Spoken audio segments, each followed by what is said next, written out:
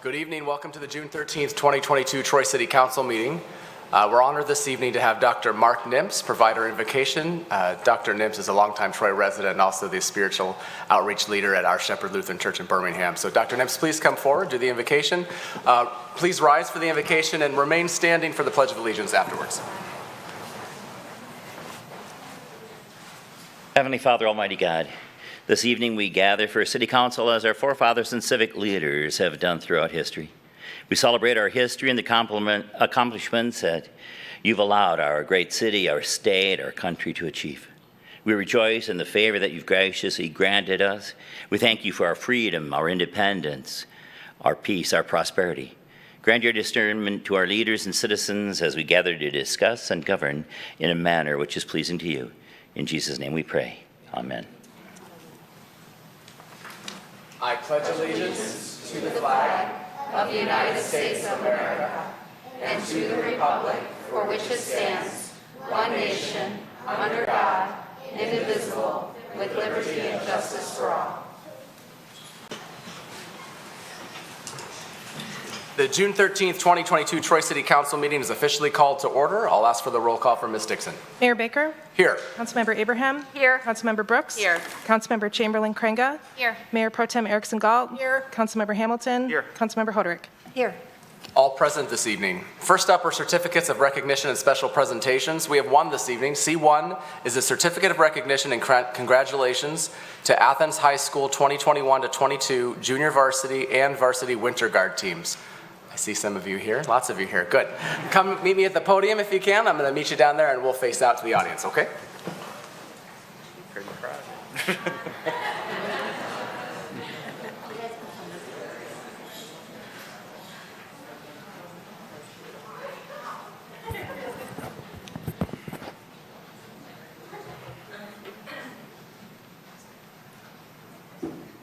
You can come on both sides if you want. It might look better.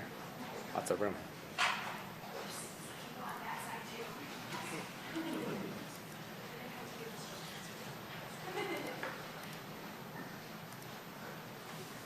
Maybe they'll weigh in on a cluster development. What do you think? We got plenty of people here tonight? No? All right. Well, welcome everybody. This is exciting. There's a lot of you here. I'm very excited to be here, or to have this opportunity to present this certificate and to recognize all of you. I'm going to read this proclamation into the record, and we'll hear a little bit about your story, okay? So like I said, this is a certificate of recognition and congratulations to Athens High School 2021-22 junior varsity and varsity winter guard teams. Whereas the 2022 Winter Guard season has been the most successful season in school history. The junior varsity team, made up of students 6th through 11th grade, program was entitled From the Gates of Heaven, set to Heaven Must Be Missing an Angel by the Tareves. And whereas a team proved their hard work and dedication throughout the season, they competed in a Winter Guard International Regional for the first time in school history in March, where they were awarded WGI Regional Champions for their division at the Flint Regional. They placed first in 3 of their 4 regular season competitions in the Michigan Color Guard Circuit. And whereas their season ended April 2nd, 2022, at the state championships at Saginaw Valley State University, their performance set a new record for the team and earned them the title of MCGC Regional A Class Champions. And whereas, much like junior varsity, the varsity team's competition season, who's varsity, who's junior varsity? Who's varsity?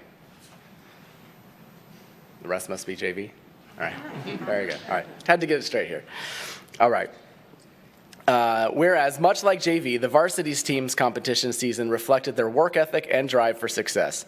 Their program was entitled 13, set to Moonlight Sonata by Hidden Citizens, and told the story of the Apollo 13 mission. The varsity team were finalists in the WGI Indianapolis Regional in February, WGI Flint Regional Scholastic A-Class Champions in March, and undefeated in every MCGC competition. And whereas they competed in MCGC state championships at SVSU April 2nd, 2022, where they were awarded the title of MCGC Scholastic A-Class Champions.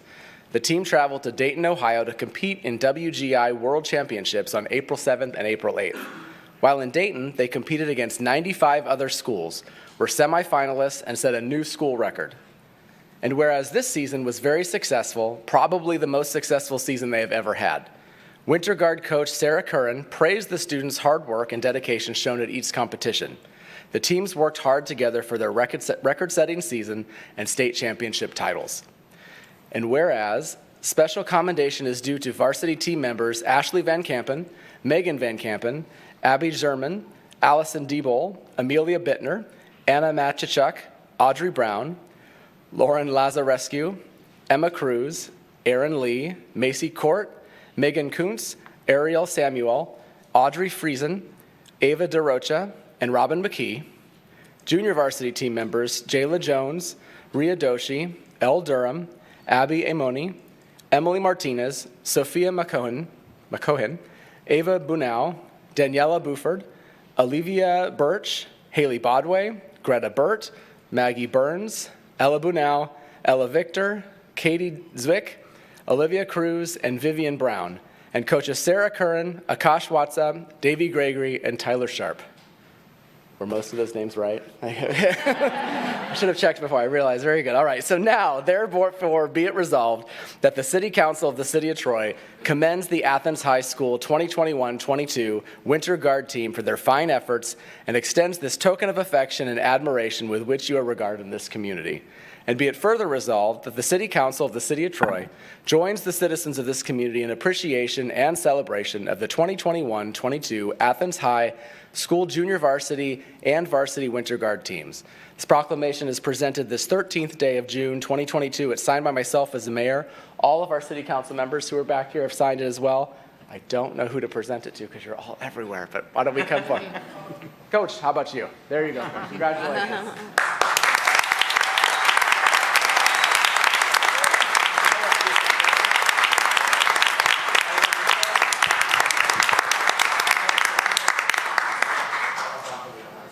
There's a lot over here. Make sure you can see the camera, I can see you.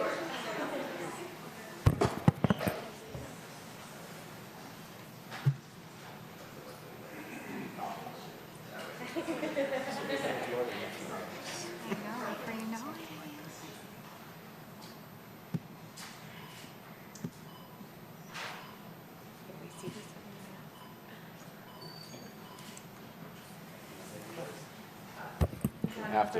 You don't have to. I just want to. Thank you. Good. All right. Well, thank you and congratulations, everybody. Really good job.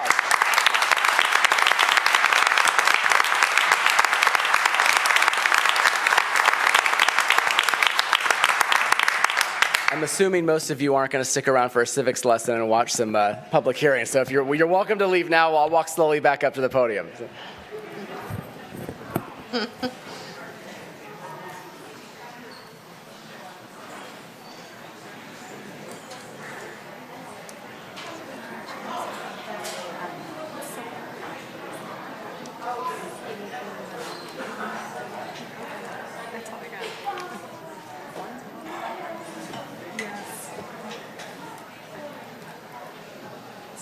For sure. Is it? Yeah, but. It's not her way.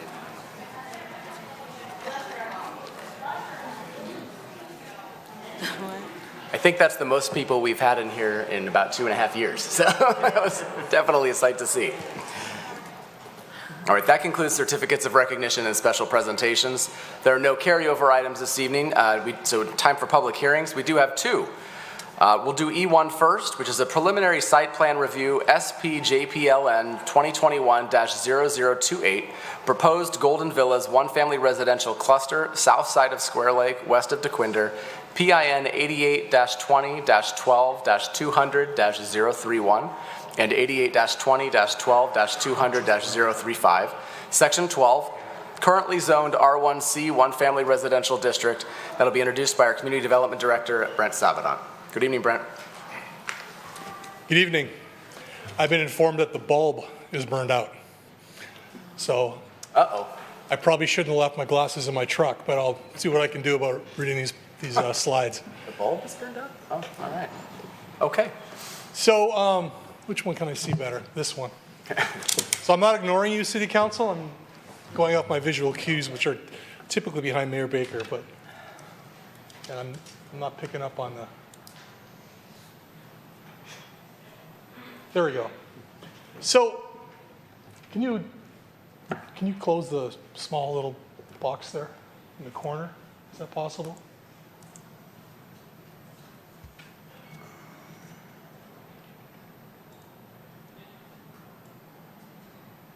That helps. Thank you.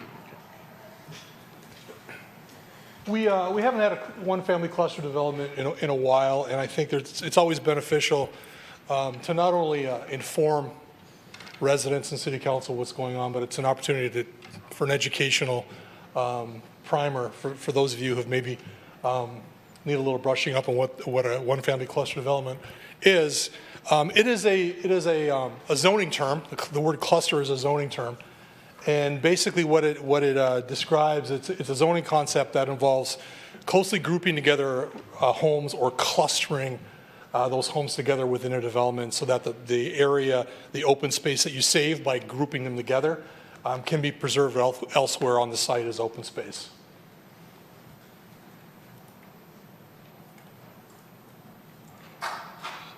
This mouse isn't being very responsive.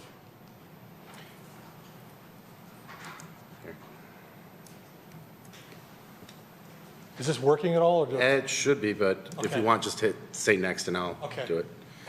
So I want to stress that it is an option available to developers. It's not a by right tool that developers use, and it does require approval by City Council following a public hearing of City Council, also following a public hearing and recommendation by Planning Commission. The minimum requirement for a cluster is preservation of at least 20% of open space. And by preserving open space, it entitles the developer to density bonuses. And those density bonuses can be provided for the provision of three different things, either protection of open space, housing diversity, or sustainable design. And we're going to see two different developments in terms of how they qualify for a cluster. The first one we're going to see is considered a cluster really for the housing diversity that it offers. It offers the smaller 1,900 square foot housing types that we want to see more of in Troy. And the second one we're going to look at is more, qualifies more based on the preservation of open space.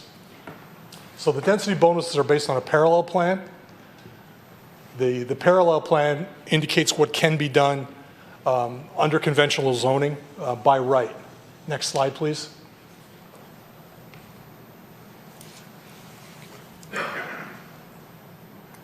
And you see on the left this is just some conceptual drawings here. It's a base property with some wetlands and some wooded areas.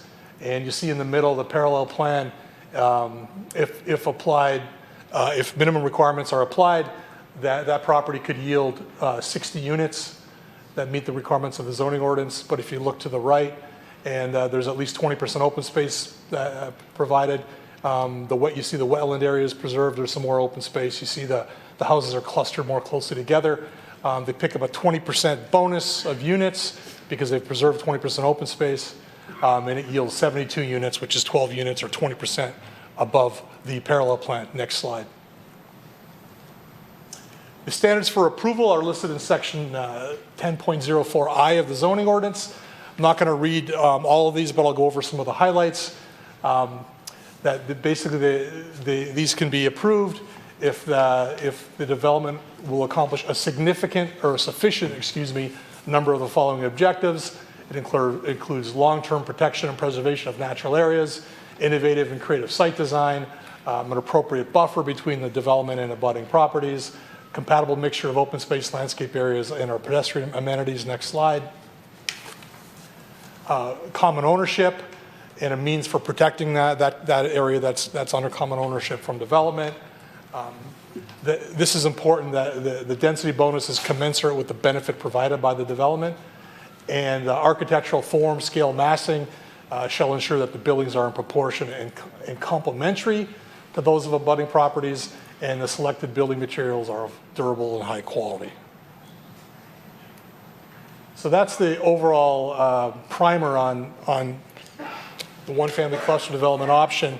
And we'll start with the first application, which is item E1, Golden Villas. Next slide. The property is located on the south side of Square Lake, a little bit west of DeQuinder. It's comprised of two residential lots that are going to be combined to form a 3-acre parcel. There's not a lot of natural features on this site. There's some trees, but not many. And there's no wetlands next. In terms of abutting properties, it's yeah, one of those nights. Imagine, if you will, the pointer pointing at the red dot.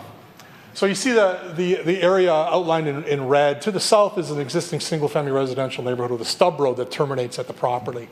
To the east of the property is a townhome development that's under construction. And to the west is a church. So it's kind of sandwiched between two uses that are more of a higher density, a higher intensity use than single-family residential. So the question to the developer was, what can I put here? What should I put here?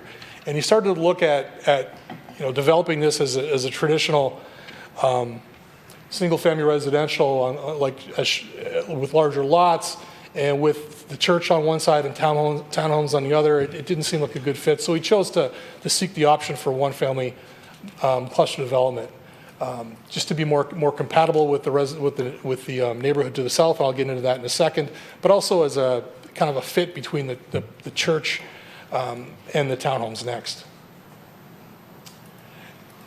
I'm going to talk about trees for both these applications, and I'm going to mention a few words here, so I thought it would be helpful to define them.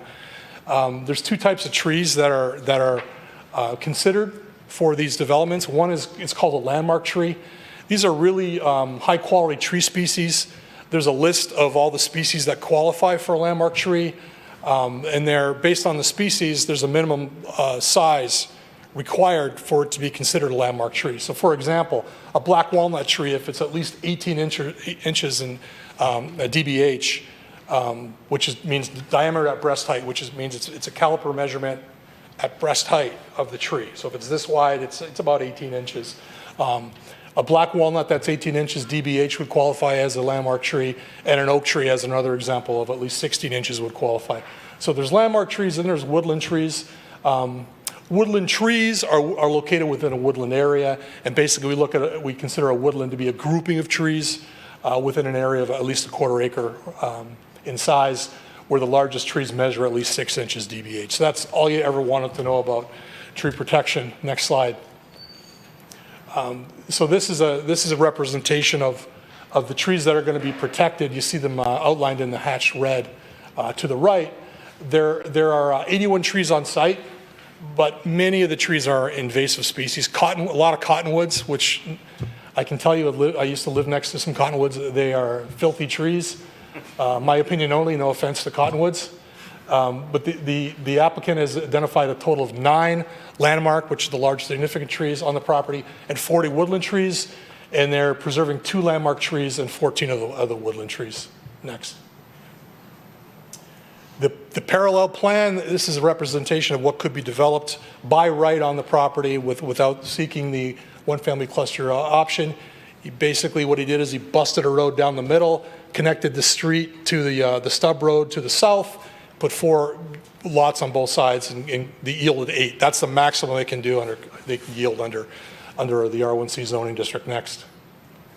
But that didn't seem very appealing for the reasons I talked about earlier. So what he proposed was a 12-unit development. The unit sizes or lot sizes range from about 5,600 to 6,100 square feet. Again, 12 units is 4 above the 8-unit parallel plan, and he achieves this by providing 33% of open space on the site. And he's also providing a maximum of 1,900 square foot homes with first floor master bedroom, master bath and laundry, and then a small second floor above. Notice, this will work. Notice the curvilinear nature of the street, rather than going straight in and being really kind of uncreative. The curvilinear design adds some visual interest and kind of softens the layout of the development and just makes it more appealing.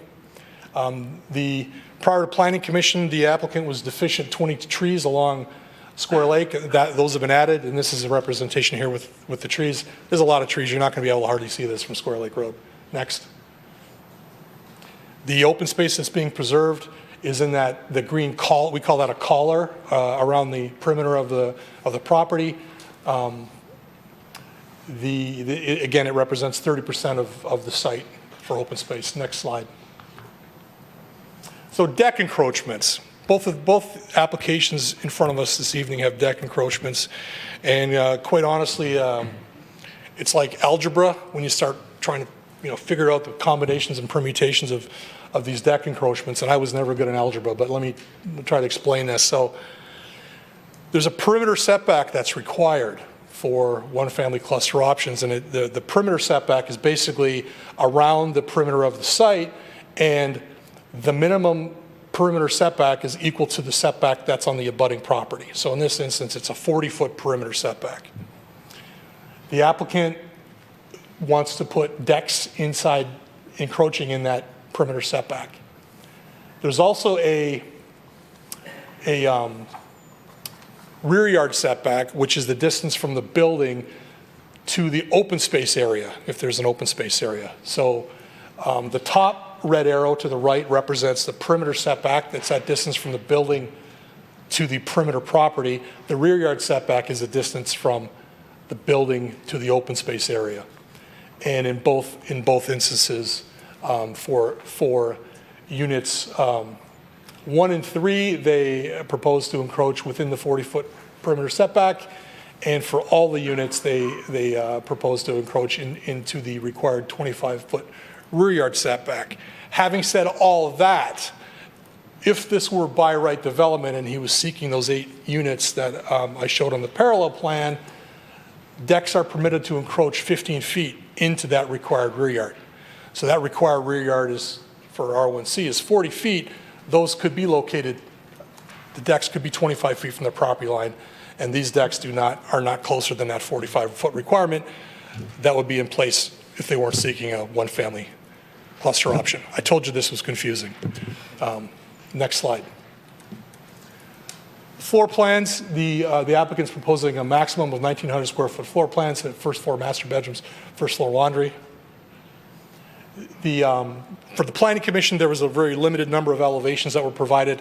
The applicant provided a significant number more of elevations, and it's potentially going to be a really interesting development from our architectural standpoint, because there's a lot of variations in design. The materials proposed include brick, stone, and cedar veneer.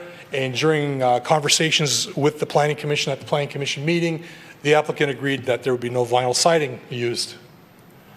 These are the cluster standards that I referred to earlier on. I'm not going to read them, but they are here for reference. These will be applied by you this evening.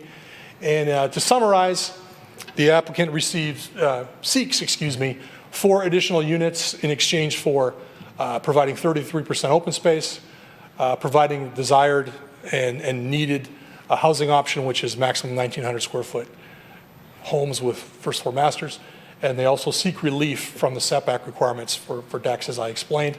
Planning Commission held a public hearing on this item on May 5th, 2022, recommended approval by a 6-to-1 vote, and they had some design recommendations, which the resolution that's provided before you speaks to.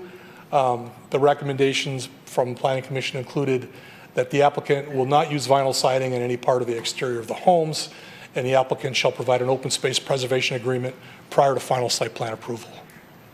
And I can answer any questions you may have. Thanks, Brent. I have a quick question. Is the applicant here this evening? The applicant is here and his engineer is here. Okay. Is there any planned presentation, or just here for questions if available? Just questions. Getting the no sign from Mr. DeMercurio. That's fine. Just making sure. All right. Questions for Mr. Savinon? Councilmember Brooks. Thank you, Mayor, and thank you, Mr. Savinon. I have a quick question. My question is about traffic. Now, this is located on Square Lake between DeQuinder and John R. And right next door is townhomes. There's another proposed development, or another development underway that is close to John R. and Square Lake. And then we have the Beaumont Urgent Care that's on the corner. And we discussed at a previous meeting that, medical facilities actually generate more traffic than a lot of the residential apartments and condos. And so how does the traffic that may be generated from this proposed development factor in to that kind of that stretch of land or stretch of Square Lake? So I anticipated traffic questions for the next item, but I asked Steve Deering, our traffic expert from OHM Advisors, to attend the meeting. He's here. I'm going to put Mr. Deering on the spot. Mr. Steve, just keep in mind, it is a 12-unit, single-family detached development geared for empty nesters and retirees that has access on a major road, Square Lake Road. Good evening. My name again is Steve Deering, and I'm the senior technical expert for OHM when it comes to traffic issues. 12 units. Obviously, the peak periods are going to be commuter times, people living here going off to work or school. It should have the same characteristics as a standard detached single-family home. So we're looking at basically one trip per unit in the peak, but not necessarily all of them outbound in the morning and returning in the evening. People work odd periods, and so of the 12 trips in the morning, it could very well be only 10 outbound, but 2 returning. And it'd be about the same sort of ratio in the evening. A couple leaving, but otherwise mostly coming back in. In our traffic review, we noted that their proposed entrance onto Square Lake happens to be at a point where the road is tapering. And because of that, we believe that there needs to be a little bit of widening on the north side so that there would be an adequate left turn lane to store any vehicles coming from the east, westbound on Square Lake, and wanting to make the left turn into the development. But it's a very nominal widening. I think it was something like 2,000 square foot of additional pavement that would be needed, which, when you're talking about road work, that's like very, very little. The only real consideration is that, on a traffic side of this, is that there was a stub road provided from the residential development to the south. This cluster plan is going to interrupt the ability for that road to be extended. It's a mixed pro and con from both the developer's perspective as well as the neighbor perspective. Some of the neighbors that have gotten used to being like on a dead end would probably not like to have the road extended. Other of their neighbors would like to be able to have another way to get out and come back in. We don't really want to weigh in on the policy issues, whether there should be a permanent interruption of this road, but it would be advantageous that if it's not going to extend on an open basis, that there at least be a emergency vehicle access between the existing residential and this new development, just for fire and police emergency type things. And if you have any other questions, I'd be happy to try to answer them. Thank you, Mr. Deering. Mayor Pro Tem Erickson Galt. Thank you, Mayor. I'm not stepping on your question. Okay. I just had a couple follow-ups. Maybe this might be directed better at somebody else here, but I can't recall under whose jurisdiction Square Lake Road is, if that's a Troy road versus a county road. My memory is that it's road commission, so they would have to pull permits from the road commission for that access point. I see Kurt. City of Troy. What is Troy? Excuse me, I'm sorry. Thank you. Sign language. Okay, so it's Troy. So, and I recall that within the last 2 years, that entire intersection of DeQuinder and Square Lake was reconstructed, and they did expand it. So your recommendation kind of concerns me a little bit. Do we need to reopen that? And because it's sounding like you want work, that you're recommending work be done on the north side as opposed to the south side where this development is. Well, as I looked at the existing pavement and how the pavement is transitioning from the widened intersection at DeQuinder as it's heading toward the west, and where you would likely want to have that center lane for left turns, it made the most sense to wedge it all in on the north side. Because if we try to, for example, put all the widening on the south side, now you're introducing changes in alignment for both east and westbound traffic to best make use of that pavement, as opposed to if it's on the north side, it represents a very, very small shift in only the westbound traffic. And by the way, when I talk about 2,000 square foot, we're talking about widening on the order of magnitude of like 4 feet wider. It's just that, you know, the tapers extend a distance. So it's not a very wide augmentation of what's there today. And doing that plus the tapers, it just smooths everything out. Smoother traffic tends to be safer traffic. And in the meantime, before, assuming that would take a couple years to get that project up and going, is there a concern that with the proximity to the intersection and all of what's going on in that intersection, which has changed dramatically in the last couple of years, would we anticipate that there might be more potential for accidents for people coming out of or entering that, plus the townhomes next to it, plus the party store on the corner, and I mean, there's a lot going on in that intersection. I do recognize there's a lot going on. Any new intersection with a major road like Square Lake introduces into the equation, so to speak, the potential risk of crashes, because you just have more conflicts of people entering and leaving, whether it's a left turn through opposing traffic or finding the gaps to make a left or right out, you know, whatever. In terms of risk, because the anticipated volumes are so modest, that also translates into relatively low risk. I'm actually, if I had to be concerned, I'd be far more concerned about the townhouses to the east of this property.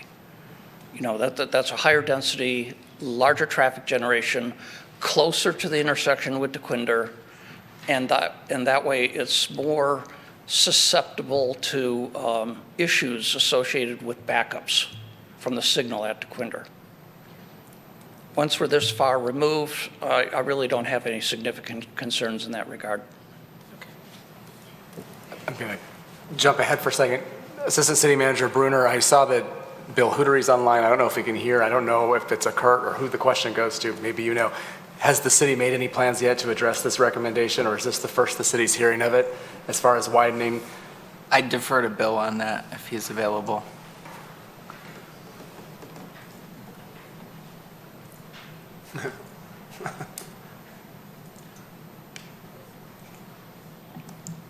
I'll ask him a question in chat. How about, there we go.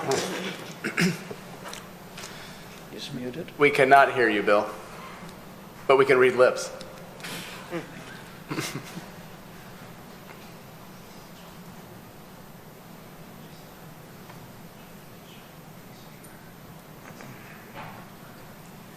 How about now?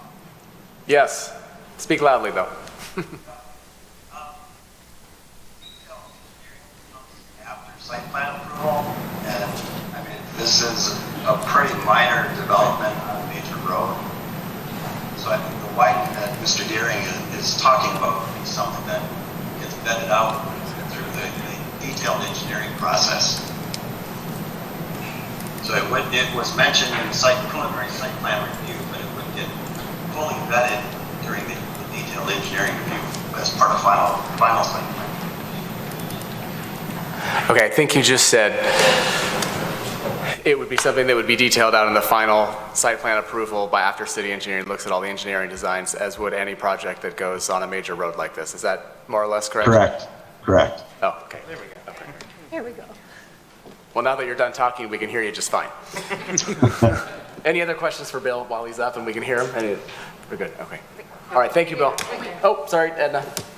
Just a clarification, is there emergency vehicle access on this new private road? I'm not sure if it's a question for Bill or a question for Brent. It was not proposed on the drawing that went before Planning Commission. We typically defer to the fire department on the need for EVA. The fire department was okay with the hammerhead turnaround.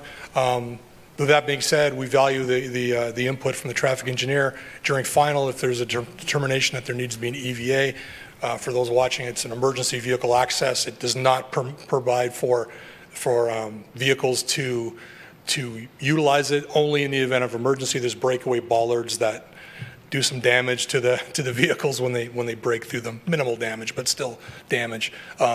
We'll vet that during final, as Bill said. Just to piggyback on what Bill and Mr. Deering were talking about, 2,000 square foot addition of pavement that's 4 foot wide in my world and in the planning department's world is really, really insignificant. And it's actually an off-site improvement. It's not physically on the site that is being considered by the Planning Commission and by City Council. It's an element that's addressed during final engineering. In fact, it's as an off-site improvement. The Planning Commission wouldn't even be able to condition approval on that happening because it's not part of the site. So it gets a little tricky, and that's, like Bill said, that's a detail that is ironed out typically during final engineering review. So it's good to talk about, but not necessarily good to use as a decision-making point, correct? I mean, It's good to know that we all know about it, and there's no surprises, but again, it's 4 foot wide, 50 foot long, and it's pretty insignificant. Okay, thank you. Any other questions, Councilmember Hamilton? Thank you, Mayor. This is for Mr. Savanant. Thank you, Mr. Deering. Just to clarify on the deck encroachment, so by right, they could put the deck 15 feet from the property line, or I think that's the number. But if we approve the cluster, then by default, they would need a little more, but they're asking for a deviation that would be even further than 15 feet, correct? In other words, even if we approve this deviation, the deck will be even further from the line than they could do by right. So- Is that correct? Sort, yeah. Nah, I'd give you a B plus, A minus. Okay. You know, still a passing grade though, Mr. Hamilton. Okay. So the underlying zoning R1C requires a 40-foot rear yard setback, and it allows for a deck to encroach up to 15 feet from the property line. So it would still be the deck would be 25 feet from the property line. That's by right. They go to the Planning Commission to get approval. They submit they don't have to show it on the plans. It's by right in the zoning ordinance in Article 7. It would be at least 25 feet from the property line, and the decks in this instance are further than 25 feet from the property line. Thank you. I think we need to potentially address that disparity. It came up in the last meeting too. In our statute, it seems odd to me that we're, that's another conversation for another time. I apologize, but I appreciate the applicant bringing that to our attention now as opposed to having it come to fact later down the line when their residents are trying to build decks and they can't. So I'll leave it. I guess I'll take credit and blame for that because we had an issue on our previous development, and it's like, you know, if we want to address where the decks are located, now it's a copycat world. And what's happening is there's a trend towards kind of pushing that envelope and getting the decks a little closer, which, given the reasons we just talked about, doesn't give me a lot of heartburn, but still it's awkward. I think the city attorney would agree that it's awkward because we're handling this administratively where it's providing a waiver from the zoning ordinance. And although the language clearly allows for it, it is counterintuitive to what we typically do when it comes to granting relief. Thank you. I don't want to speak for the city attorney, It but doesn't look like she wants to speak. She's all masked up. She's saying no more. You're right, Lori? You have anything to add? No, it is allowed. You do have the discretion in the ordinance to waive that rule. It is something that is permitted by the ordinance. Again, it is a little different than our usual process, and again, you have to decide whether or not that's something that you evaluate the entire circumstances. Okay, thank you. Councilmember Chamberlain-Craig, I know you had a question. Thank you, Mayor. So I do have a couple questions, Mr. Salvanon. The first one, if I heard correctly in the Planning Commission meeting, I know that this cluster option is a maximum of 1,900 square feet for these homes, and I believe that I heard the applicant say that if it was by right, they would be probably 3,800 to 4,200 square feet. Is that correct? I don't recall the comment, but that would be my guess is what he would build. Like the homes behind it. I know that the applicant also developed those homes just behind that. Yes. That space. Okay, that's helpful. And related to that, the question, just curious when the applicant purchased that land, because in my mind I thought, was there not an opportunity to purchase it as he developed the area behind it, or was it just wasn't available then and now it is, and now there are these options? Yeah, I don't. That was one of the first projects I worked on, if I recall correctly, almost 20 years ago. That's a question for the applicant. My guess is had he been able to acquire it and do it all at once, he would have, but I don't want to speak for him. Okay, so he did not own it then, is that correct? Correct. Okay, that's helpful to know. Last question, this is around kind of our ordinance. I know there were some questions around open space, so I just want to make sure that I understand correctly. And I thank you for Mayor Pro Tem Erickson Galt, who kind of asked for that language, Chapter 39, Section 10.4, looking at 2A. Long-term protection and preservation of natural resources, natural features, and open space of a significant quantity and/or quality in need of protection and preservation. Well, so I also went out there, and yes, I think most of us would agree it doesn't necessarily have those features that you're looking to protect, but it is, in terms of that quality and need of protection, but there are natural features. And I do understand by listening to the conversation on Planning Commission that by allowing that open space to be there, the idea is just to let it grow natural. And there's a way that you're sort of creating this kind of natural look. And so that is that an accurate way to read, that it still is satisfying the demands of our zoning ordinance by the color, that is a significant enough of a kind of, and it's sort of a natural feature in creation, it's in development, but and it is of a significant quantity. I understand it is 1 acre of 3 acres. So do you feel in your expertise that this satisfies the requirement of the zoning ordinance? Yeah, I do, for the reasons, I think it's well stated that it's going to be creating 33% of open space that's viable, and that is going to function like open space, because what it is not is turf grass that's going to be mowed every week. It's going to be left alone, and it's going to be taken over with native species, invasive species that grow quickly, weeds, other natural features, not natural plants that are going to take over time, and it's going to become undergrowth and trees over time, and it's going to serve as a buffer and provide open space and even habitat for animals, like birds and whatnot. Thank you, Rebecca. Any further questions? All right, I will open the public hearing for E1. I don't see that anybody has signed up to speak on E1, but that doesn't mean you can't come forward and speak now if you'd like. All right, seeing no one, I will close the public hearing and ask if someone would like to bring the resolution to the table for discussion. Or move the resolution.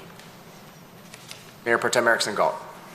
Thank you, Mayor. I'd like to move E1, preliminary site plan review, SPJPLN 2021-0028, proposed Golden Villas one-family residential cluster, south side of Square Lake, west of DeQuinder, PIN 88 2012 200 031 and 88 2012 200 035, Section 12, currently zoned R1C, one-family residential district, as printed in the agenda. Support. Moved by Mayor Pro Tem Erickson Galt, supported by Councilmember Chamberlain Craig, that we approve E1 Preliminary Site Plan Review SPJPLN 2021-0028, proposed Golden Villas, one-family residential cluster, south side of Square Lake, west of DeQuinder, PIN 88-20-12-200-031, and 88-20-12-200-035, Section 12, currently zoned R1C, one-family residential district, as printed in the agenda packet. Discussion. Councilmember Hamilton. Thank you, Mayor. Yes, I will be supporting this, and it's a pretty clear decision to me.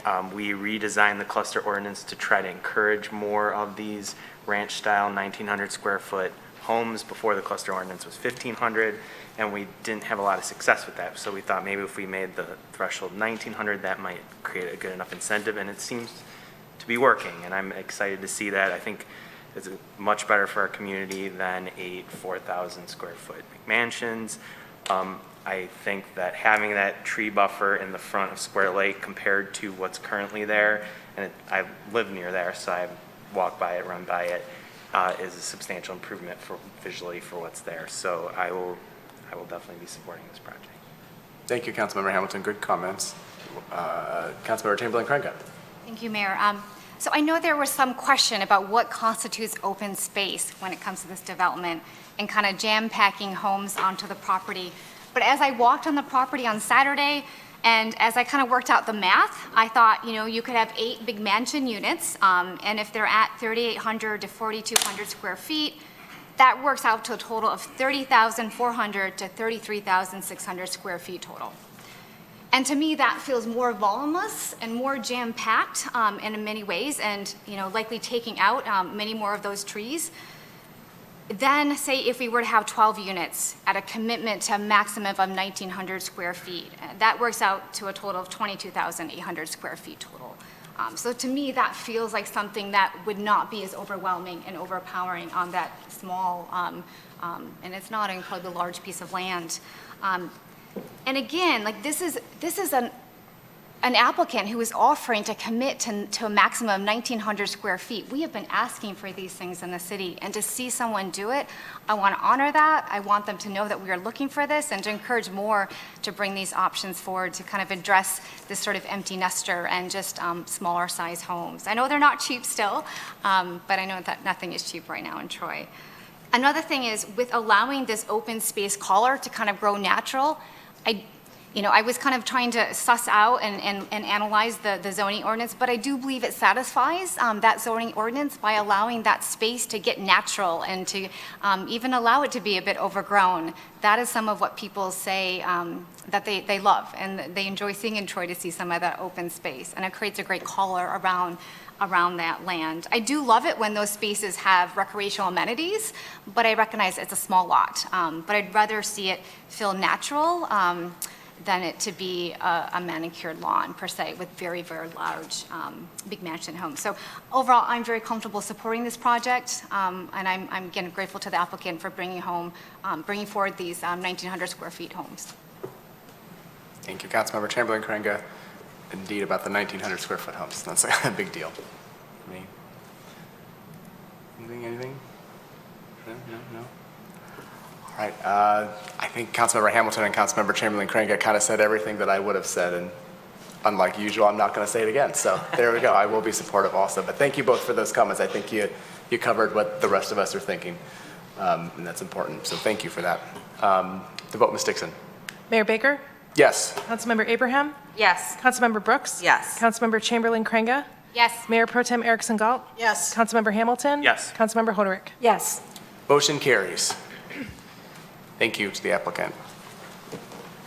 Next up is E2, Preliminary Site Plan Review, SP JPLN 2021-0023, proposed Eckford Oaks one-family residential cluster, north side of Eckford, west of Rochester, PIN 88-20-15-251-026, and 88-20-15-251-017, Section 15, currently zoned R1B, one-family residential district. That'll be also introduced by our Community Development Director, Brent Salvadon.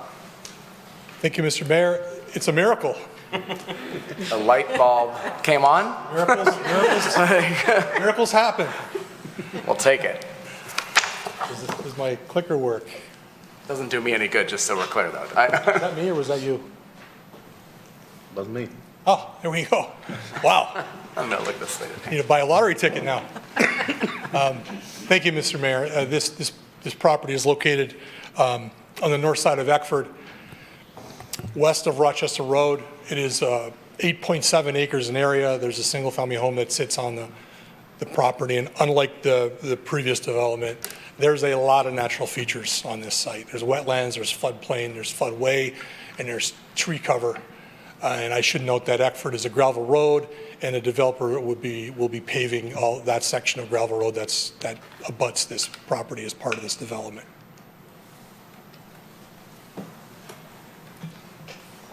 There's a zoning map on the screen.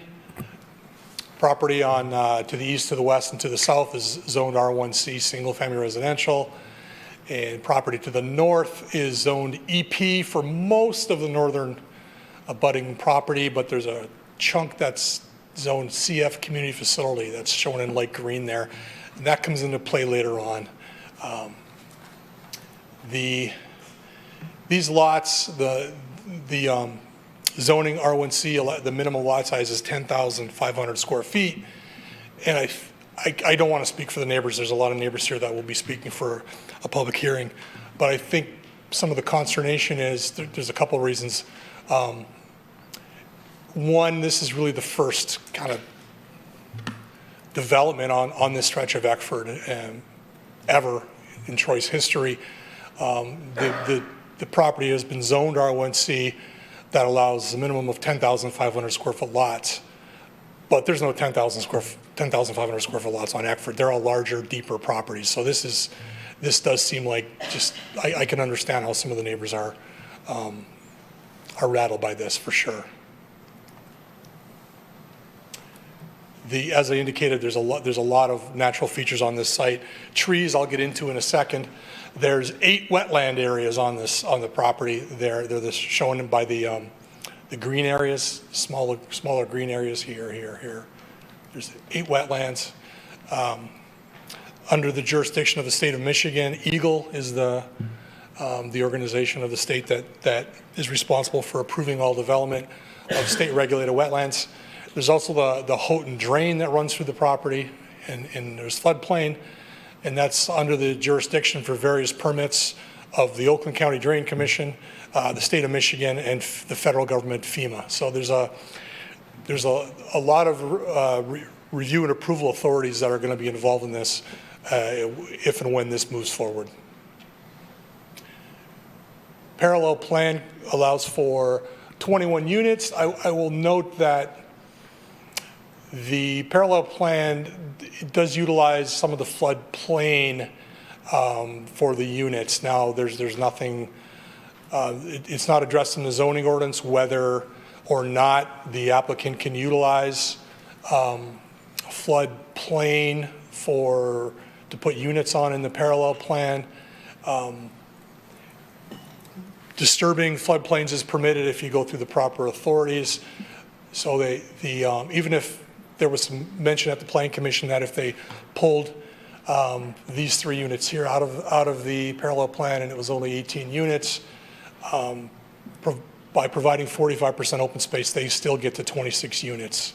So whether they included the 3 units for 21, which again I don't have an issue with because applicants are allowed to cut and fill in floodplains if they get approvals, or whether if they went down to 18, they can still get to 26 with 45% open space. So I wanted to address that because it was brought up at the Planning Commission meeting. So notice the parallel plan has two curb cuts, and it comes in and loops around, providing access to 21 units. This is one point of access here with a turnaround with 26 units. So again, it gets that clustering in those smaller lots. They range in size from a little under 7,000 square feet to a little under 14,000 square feet. And for the trade-off of getting 5 additional units above the parallel plan, they're providing 45% of open space. And it's in that gray area that you see there is where the open space is provided along the floodplain and some of the wetland areas. And there's a lot of trees in there. 313 trees on site. The applicant proposes to remove 153 regulated trees, but protect 160 regulated trees. So and our tree protection language works in such a way that there's incentive to protect trees. You get a 2-for-1 bonus for the caliper inches you preserve. So because he's preserving over half the trees, there's no tree replacement required. Also, well, easy come, easy go. So the applicant does propose a bike path that connects from Eckford north through the site into the DPW property, 10-foot wide, and it's proposed to connect, to go through the DPW to the northwest. There's a PUD application, planned unit development or PUD application to the northwest that's being considered right now by the Planning Commission. It's to go through that development and connect with Long Lake, with the net result connecting Long Lake Road with Leonard Elementary School to the southwest. So this is a nice little feature that's going to benefit the residents of this development. Deck encroachments. My favorite thing. So notice I added the zoning to the top. So most of the northern property is zoned EP, and the little portion of it to the west is zoned CF. Why this is important is EP zoning doesn't have a setback. So remember I talked about perimeter setbacks. The perimeter setback is equal to the setback of the property abutting. Doesn't have a setback requirement. So we thought, given the fact that it's EP zoning, it's owned by the city, no one lives there, no one's going to live there, it seemed reasonable to use 25 feet as a setback. And CF does have a setback requirement, it's 50 feet. So it's even higher of a requirement than single-family residential R1C, which is 40 feet. So with that said, so along the north here, my pointer doesn't work. Those are units to the north, the long narrow bubble. Those are units 5 to 12. They encroach into that 25-foot setback we talked about, perimeter setback and rear yard setback. There's a deck for unit 13 that is 5 to 12 are along the top. Unit 13 is also along the top. It's on the far right. That's unit 13. I guess I was about to apologize for the bulb, but it wasn't my fault. So thank you, Dave. So that was 13. For units 17 through 26, those are the middle ones. There's the big, larger one in the middle down below. Those, as well as the one just below that. Those are 17 through 26. Notice they're not going to impact any of the residential neighbors. They're close to other units potentially in the development. So the ones to the north don't back up to residential neighbors. The ones south of that, 17 through 26, don't back up to any existing residential neighbors. And which leaves 2. And I owe Council Member Hoderick and the rest of council an apology. I was asked a direct question this morning. For those in the audience, when there's city council agenda items, if there's questions from city council, we take all the questions, we put together a written response and we respond to the questions. And I was asked directly from Council Member Hoderick if any of these if the deck encroachments only were next to one single-family residential unit, and I said yes, Ms. Hoderick, it's the one. It's unit 5 to the west. That's the only one impacted, and it's 83 feet from the house. And I misspoke. I didn't catch it till about 45 minutes before the meeting. Unit 3 to the left there also is proposed to encroach within the perimeter setback, that 40-foot setback. And if constructed, it would be 180 feet from the house to the southwest, across the drain. So significant distance. But for both of those decks that I referenced that abut single-family residential, they'd still be more than 25 feet from the abutting property, as we talked about for the last development. So, again, a mouthful to explain the proposed deck encroachments, but hopefully I captured it. Next slide. This is why I invited Mr. Deering from OHM here. He prepared a memo describing traffic because it was brought up by a number of residents, rightfully so, along Eckford. The AM peak between 7 o'clock in the morning is, so it's for 1 hour period 1 hour periods between 7 and 9. The AM peak is 22 trips, and the PM peak is 28 trips. Stated differently, that's about 1 extra vehicle every 2 to 3 minutes on Eckford Drive. So really not a significant amount of new trips that are going in and out of that development compared to what's there today. And Mr. Deering is here to answer any questions about traffic. The applicant does propose 3 housing options. They range in size from ranches that are 1,800 square feet with a second floor option to a 2,500 square foot colonial. And the materials, major materials are stone and wood siding.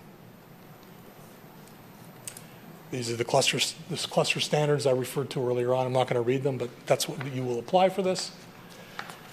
So to summarize, for 5 additional units above the parallel plan, the applicant seeks 45% open space, or is providing, 45% open space preservation, which provides additional protection to wetlands, floodplains, and trees. They also seek relief from setback requirements for decks, as I indicated. The Planning Commission held a public hearing on this item April 26, 2022, recommended approval by a 7-2 vote with some design considerations, and some of those are rolled into this resolution that's before you. It includes that 70% of the homes built on the property shall be ranch homes. That was discussed with the Planning Commission and the developer at the meeting, and the developer was amenable to 70% of the homes being ranch homes. And secondly, the applicant shall provide an open space preservation agreement prior to final site plan approval. And this should be the question slide. Thank you, Mr. Savidan. Questions for Mr. Savidan or Mr. Deering, or I'm assuming the applicant? And the applicant is sitting behind me with a civil engineer. I have a quick. Councilmember Brooks. Thank you, Mayor. The bike lane that's being proposed is only in the cluster development, not in the parallel? That's correct, yes. I think you're right, yeah. Okay, I just wanted to confirm. Thank you. Councilmember Hamilton. Will that bike lane, that'll be accessible by anyone, right? We're probably going to connect it to the Trails and Pathway system, I would assume. That's the intent, yes. That would be the intent, yeah. Okay. Yeah, and so I asked a question that's in the agenda packet now, but what if we were to build that path ourselves, which is what we've been doing lately with in our annual budget, how much would that cost? And Kurt Bovenseep, our Public Works Director, stated that normally it costs about $200 a lineal foot. And so I measured it myself, and this is about 500 lineal feet worth of path. So that's almost, by that measure, that'd be worth about $100,000 to the city, not including the cost of acquiring the land, not including the cost of easements, not including the cost of everything else we have to do. So that sounds like a significant benefit. If it is publicly accessible, right, not just to the residents. So it's good to know. Any other questions, David? Let me think a little more. No problem. Councilmember Chamberlain Craig. Thank you, Mayor. Just to follow off of that, because it also relates to the bike path. It sounds like there is other toy trails in the works just north of there on that city land. Is that sort of new extension of a toy trail contingent upon this cluster option going forward? Because we just heard that accessibility, that public option would not be in the by right option. So you wouldn't be able to access any other, if the city wants to build another trail on their property, there'd be no way to access it if this option doesn't go forward. Is that true? I don't think so. The by right option was discussed only insofar as it was included as the parallel plan. We didn't sit down and discuss in great detail whether it would be an option in the parallel plan, because quite frankly, he doesn't want to develop the parallel plan. It was really provided as a tool to calculate density, basically. But my understanding is and this is through anecdotal conversation with the Public Works Director, I believe there is an easement on the property to the west that would provide for trailway connectivity, but this one seems to make more logical sense, because generally speaking, when there's a new development, part of the reason that residents want to live in that development is because there's a connectivity to public land to the north, and it's an amenity, and it provides an opportunity to walk or bike all the way to Long Lake and shop at the stores, et cetera. So we looked at it as an amenity. But it's not something that, it was really an opportunity that came out just timing, because we had this application submitted around the same time as the PUD to the north, and one of the benefits the PUD wanted to provide, or we talked about them providing, was that trailway connection to Long Lake. And when we started to kind of talk about it internally and with the developer, it just seemed to make sense to connect the dots through the city property. Then one of the things that we also talked about was regional detention, rather than have potentially there's other developments in the area that are also in the works. One regional detention facility is significantly easier and cheaper to maintain than 3 or 4. So, and it also creating a regional detention basin, if you make it a retention basin so it holds water, now it's an amenity, now you wrap a trailway through it, now it becomes a water feature in a city that doesn't have a lot of water features, at least publicly accessible water features. So it kind of took on a bit of a life of its own to make this into something better than just a traditional ho-hum. So that's kind of the. And that leads me to my second question, was the shared water retention facility. So I understand that will be financed by a number of developers, but the city will construct it.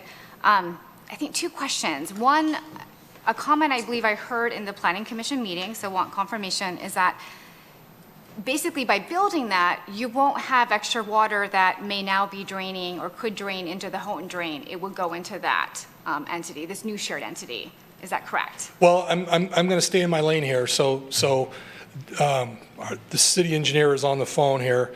I will say that whether it was a regional detention basin or whether it was on-site detention, they still have to provide detention. So it's still going to capture as much water as possible and divert it into that detention basin, be it on-site or regional. But I'm not a civil engineer, and I'm in no way pretending to be one right now. But Bill Hootery is on the line. Should we help? I want to hear from If Bill. not, I can go on with other questions, and we can all, if others are. Bill's here. Sure. Bill's on. Let's go. Let's do it that way. Do you understand the question, Bill? Yeah, Mr. Savedant was correct. Whether there's regional detention or individual detention basins on each site, it still serves the same purpose. So its purpose is to detain the water that's created from new sites and then release it at a controlled rate. Okay, for the regional onwards. So it should improve, instead of all the water only being able to go into the Houghton Drain. Because with that, okay. Pause.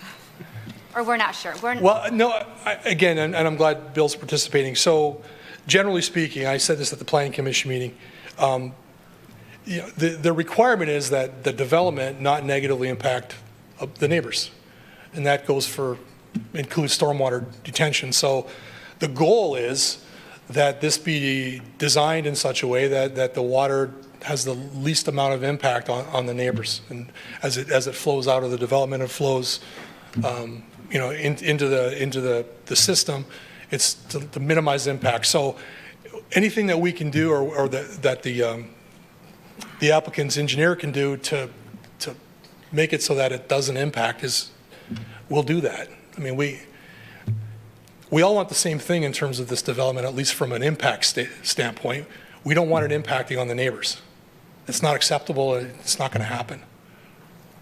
think that was the other question, I know it came up in the planning commission meeting, is will this be ready in time, the regional retention facility in time for the development, given I know other developers are contributing towards it? That's the goal, because it's got to be ready to hold water when these are developed. I will correct one minor thing you said.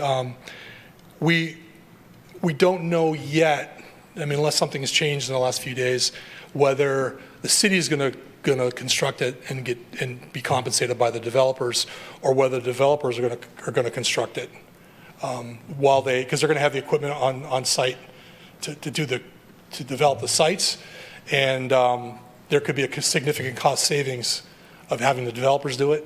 So that's still in the air. There's a lot of balls in the air here because this is kind of uncharted waters. The goal is to have something better than status quo. It needs to benefit the city and everybody. So it's got to be a win-win. Thank you. Just one final quick question. So you explained well in the cluster option, and I think I heard in the planning commission, it's about 100 feet from Eckford, from the road, up to this kind of line of homes here. Is that kind of about, and essentially this open space is what we see today, like what you see right now.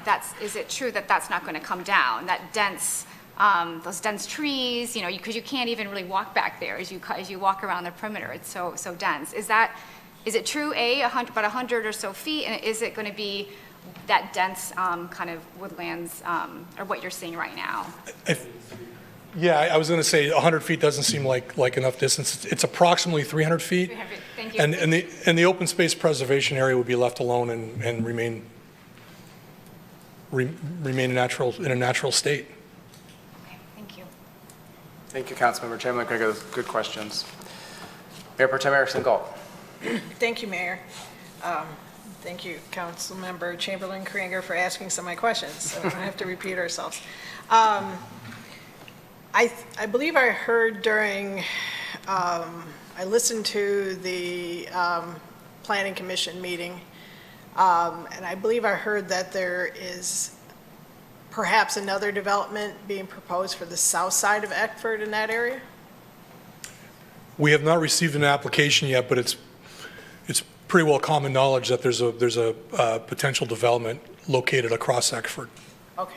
That was brought up, that was raised by numerous residents at the public hearing. So we have no idea what the developer that owns that property is thinking about doing there. Just that there's a property there, and We have an idea because in the preliminary conversations with the other developers, the screen's coming back on again, with the other developers, in order to really vet this and look at and kind of share the cost, that developer became part of the conversation. It's a little awkward because there's not an application that's been submitted yet. It's kind of, we're taking it at his word that he's going to submit an application, but he's got a good reputation, and it's Mondrian. If you look on the on property maps of ownership maps for the city, it's owned by Mondrian. So it's no secret. But Mondrian participated in preliminary conversations regarding the design and the financing of the detention basin. And do we know whether Mondrian is anticipating or considering a cluster, or? Yes. Okay. To the best of my knowledge, based on preliminary conversations I've had, he's considering a cluster, and he's considering extending that pathway through the cluster development so it could potentially connect to Leonard Elementary School to the west. There was a lot of discussion at the Planning Commission about the paving of a part of Eckford. Could you talk about what's being considered or proposed for that? At this point, because we don't have an application for the property to the south, and I really had no conversations with anyone from Mondrian about that specifically, this developer would be responsible for paving that portion of Eckford immediately abutting. But I think the developer sitting here behind me, I don't want to put words in his mouth, but I believe there's been some preliminary conversation between this developer and Mondrian to talk about paving the entirety of the gravel portion. If your next question is how much would it cost the residents on Eckford to pave it, the answer would be $0.00. Okay. But my next question was actually going to be, is that a definite, or is that something that at the developer's discretion? Well, it's not at the developer's discretion. They're required to, for developments like this, they're required to pave gravel roads. But there's, I just don't know the details, and I'm not privy to the conversations that Mr. Michael has had with Mondrian, just simply because I don't have an application to really base anything off of, and I don't have anything concrete from Mondrian,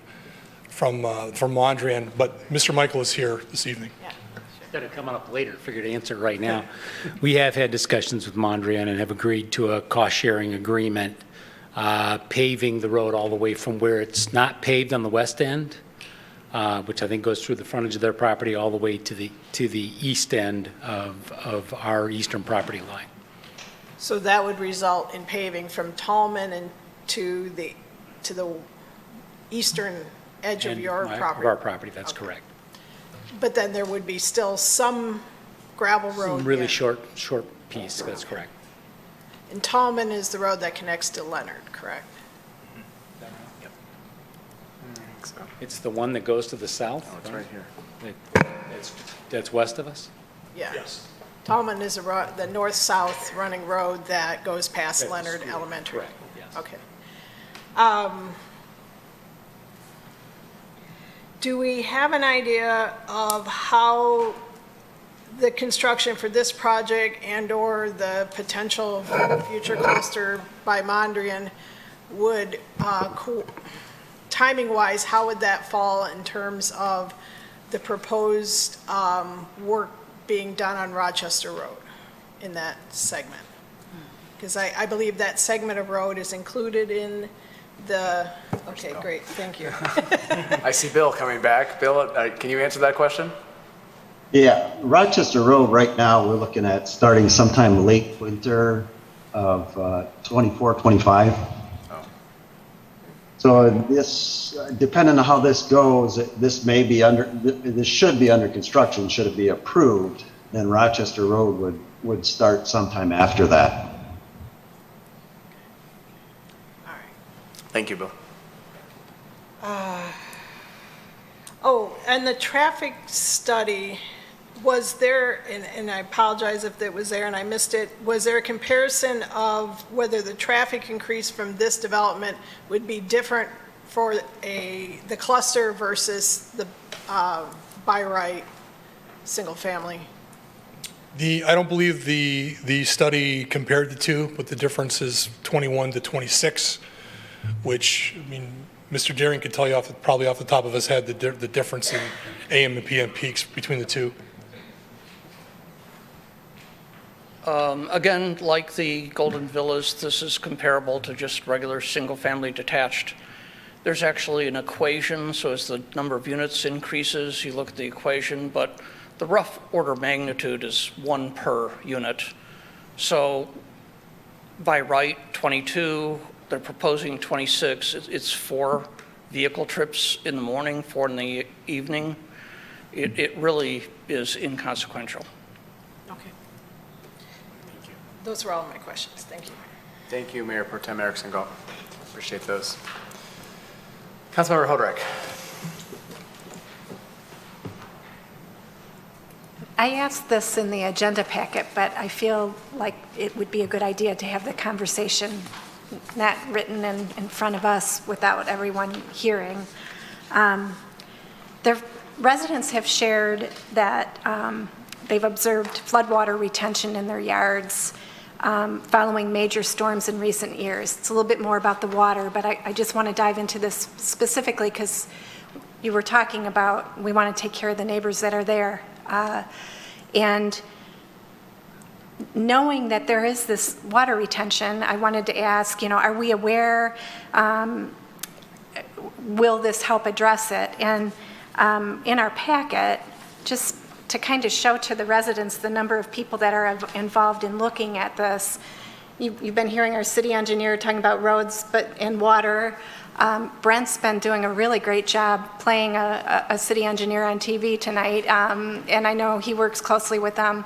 Our fire, our police, they're all involved in these conversations and then let's say we approved this tonight, there's additional work that goes on to really dot the i's and cross the t's and finesse it. So in the packet, the answer for that particular question about the water, are we going to worsen this issue? What's going on here? Actually came from our DPW director, Mr. Bovenseep.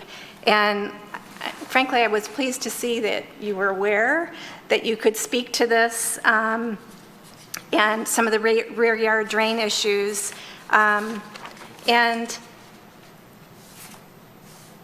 He addressed the floodplain with Eagle and the parameters that's in our packet here of what they have to do. And Troy has adopted a new regional standard for detention, requiring stormwater storage for a 100-year storm. This is over and above the 100-year flood plan that already exists on site. So based on experiences we've been having with increased rain, we're working to manage accordingly and setting our guidelines accordingly. And I guess the fundamental question is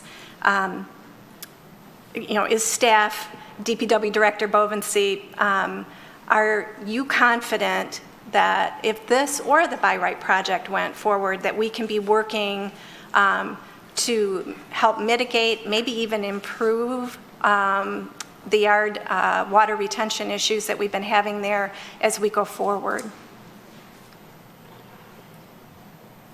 Good evening, Mayor and Council.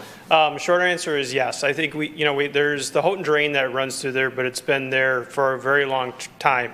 The drainage is unimproved. So when you take a development like this and improve the drainage, we can divert the flow and make it more manageable. So again, short answer is yes. This development or even by the right development would help manage that stormwater. Okay, thank you. Any other questions? Councilmember Hoderick? No. All right, thank you for that one. Councilmember Abraham, you had signaled you'd like to speak? Thank you. This also relates to the traffic study. One of the concerns that residents have raised is that by making Eckford going from a gravel road to a paved road, or mostly an even more paved road, that there'll be increased traffic, maybe not coming in and out of the development itself, but through the neighborhood, because it will become a cut-through street. And as I recall, Eckford doesn't have sidewalks. It's maybe a little bit more narrow than some of the other neighborhood streets. Is there a way that the traffic study can model what the impact of going from gravel to paved would do? Well, you correctly characterize this as, if it's built, that it will become part of the neighborhood. And pretty much by definition, neighborhood traffic is not cut-through traffic. I mean, cut-through traffic is somebody trying to get from a major road to another major road because some sort of congestion issue, and they think that it's easier to rat run through a neighborhood than just stay on those major roads. So long as there's still a significant portion of this that remains gravel, it will not necessarily be particularly attractive to the rest of the neighborhood. But if it were to be paved all the way out, it's just another option for other of their neighbors. Just like these new homes, if constructed, might not choose to make that left turn out of the development and go to Rochester Road. They might choose to work their way through the neighborhood, possibly on their way to drop off their child to the school, and then they might want to exit one of the other numerous access points of the neighborhood. I think the real key is that there's no easy way through the neighborhood. you know, we have a very convoluted alignment of roads through there. There's no particular reason why truly cut-through traffic would be attracted to this road. And it's really a function of the sense of neighborhood that the people that live there behave themselves in terms of driving responsibly, in terms of speeding and things like that. And you are right, this development has a lot of frontage to the road. It's very welcome that they're working on this regional path, which eventually will get to the school. In the meantime, it's a design issue, but our recommendation is that they put a sidewalk in on their entire frontage.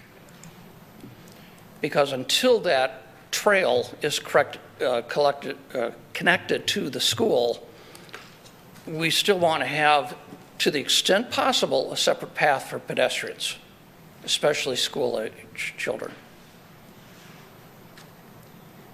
I hope that answers, possibly. It does. I think I've been in Troy long enough to know you can get from Rochester to Livernois through that subdivision, and paving it would probably encourage people that maybe don't live in the neighborhood but are familiar with the neighborhood to do so.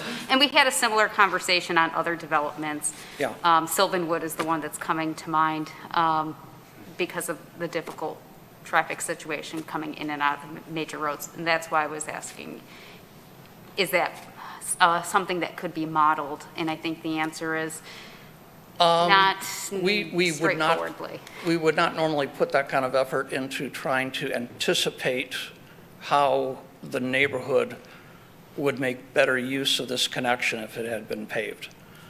It is not a trivial endeavor to do, but if the city would like us to take that on, we would. Thank you. Thank you. Any further questions for Mr. Sabadan or Mr. Deering, Mr. Hootery, Mr. Bovenseep? Sorry, Councilmember Hamilton. That's right. You thought you might have some more as you thought about it a little bit. Go ahead. So the by right development, would they be required to pave that area as well? Yes. Okay. That's good to know. So that EP area that is north of the development, which is owned by the city, is it currently accessible to the public? It's a lot of beautiful green space in there. Is there any, just looking through the maps here, it doesn't really look, I didn't really walk back there when I looked at the property. I don't believe it is accessible. I mean, It's the back short of of, DPW. it's the back of DPW, Yeah. correct? So this would actually finally give that, that's a lot of land there. There's like, I don't know, 10 acres or something, so that would finally make it accessible to the public. Another thought I had was when the path gets developed, could we put some kind of traffic calming where it crosses Eckford? Because that's kind of what we have with the path that goes by the dog park up near Walsh College, is we have that little traffic calming island in the middle of Waddle. Could we, this might be a better question for Mr. Bovenseep, but could we put some kind of traffic calming in there to allow bikers that are crossing Eckford, you know, some more protection? It is a wooded area, so visibility is kind of low. I don't know. What are your thoughts on that? Kurt? That's Mr. Mayor, okay. So I believe you're referring to the mid-block crossing we have on Waddles Road, correct? Right, yeah, and so if you can pull up the map of the proposed development, you see that the bike path is going to cross Eckford. So I'm thinking, if there's bikers going through there, are we going to put some, not really an island because it's a smaller road, but some kind of stop sign or yield sign or some kind of flashing light or some kind of thing to kind of calm traffic there, because I think that could be. Like most of our interior pathway crossings, even in school areas where there's a high density of kids crossing, we do put advanced warnings. So it's the sign before you get to the crosswalk, notifying drivers that there's a crosswalk approaching, and then we actually sign the actual crosswalk pointing to the crosswalk, also using pavement markings as well. We are investigating and researching some some pedestrian signals, solarized pedestrian signals that when you hit, those flash, very similar to what we have down at the transit center. So we're looking at installing those on Waddles, but that's something that we could look at on Eckford as well. We did also do that on Northfield Parkway. Many years ago, we installed a flashing light that automatically flashes and notifying motorists that there is a pedestrian crossing during peak hours at the school. Okay, I think that covers what I was looking for. All right, then while I have you there, yeah, so the EP area that's behind DPW, there's no public, it's not really publicly accessible right now. There is not. I imagine the residents that are abut it might be able to, but If they hop a fence, it is fenced in Okay. right now, yeah, because in efforts to secure the DPW, it is fenced. so, if this is approved or if a path goes through there eventually, that could be a potential area of park improvement. Just a thought, but yes, that's good to know. Thank you. Green space anyway. I don't know about Right. parking.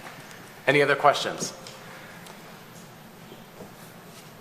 All my questions were pretty much asked at this point. So I will open the public hearing. There are several of you signed up this evening. I did receive a request from Mr. Kappas prior to the meeting. It's my understanding that there are the first 3 people signed up under Mr. Kappas, Cheryl, Dennis, and Bonita, would like to, if possible, cede their time to Mr. Kappas for public comment. Is that correct from the 3 of you? Okay. In order to do that, I need to make a motion to waive the rules of procedure for City Council to allow for Mr. Kappas to have the full, that would be 12 minutes, which seems like a lot, but when you're taking away 3 others, remember that. So that motion is to waive the rules to allow for that extended time for Mr. Kappas, recognizing that the 3 others signed up below him would not be speaking. So I'll make that motion. Support. So moved by the chair, supported by Councilmember Hamilton to waive the rules of procedure for council to allow for that extended time for Mr. Kappas, subject to what I just said on the record. Any discussion? The vote, Ms. Dixon? Councilmember Abraham? Yes. Excuse me. Councilmember Brooks? Yes. Councilmember Chamberlain Krenga? Yes. Mayor Pro Tem Erickson Galt? Yes. Councilmember Hamilton? Yes. Councilmember Hoderick? Yes. Mayor Baker? Yes, motion carries. Okay, so what that will mean is Mr. Kappas will have an extended period of time. Everyone else, according to the rules of procedure as stated in the agenda packet, will have 3 minutes to speak. You certainly don't need to use all 3 minutes, especially if the comments you've made have been made several times before you, just keeping that in mind. When you have your 3 minutes, the green light starts you off. When it hits the yellow light, it means you have 1 minute left, and when it turns red, that's the end of your 3 minutes, and we will ask you to cease speaking. As a reminder, as also stated in this agenda packet, it's not a back and forth conversation between the residents and the council members up here. It's an opportunity to address us as a whole body, and we will have an opportunity to speak after all of you have gone, so keep that in mind as well. Don't think that we are being rude if you look at us right in the face and ask us a question and then I move on to the next person. Please understand that's just how our rules flow. You all know all of this because I think most of you went to the Planning Commission meeting as well, so this is old news to all of you, or many of you. So, with that said, Mr. Kappas, you're first on the list, recognizing our special rule waiver for extra time. You do have 12 minutes. All right, and I understand you have a handout as well. I'd ask you to give it to City Clerk Dixon, and she can hand it out to us.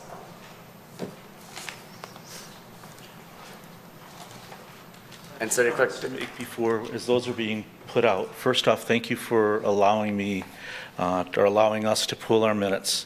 And the second one is I hope I misunderstood you when you said we hate ourselves, because if that's what you meant, I'm here to say everybody on that street very much we're trying to be a very good community. We get along real well, and that is certainly not the case. So hopefully I misunderstood you. If I did, I apologize for bringing it up, but it just hit me very wrong. So, and maybe it was just the way it was carried back there.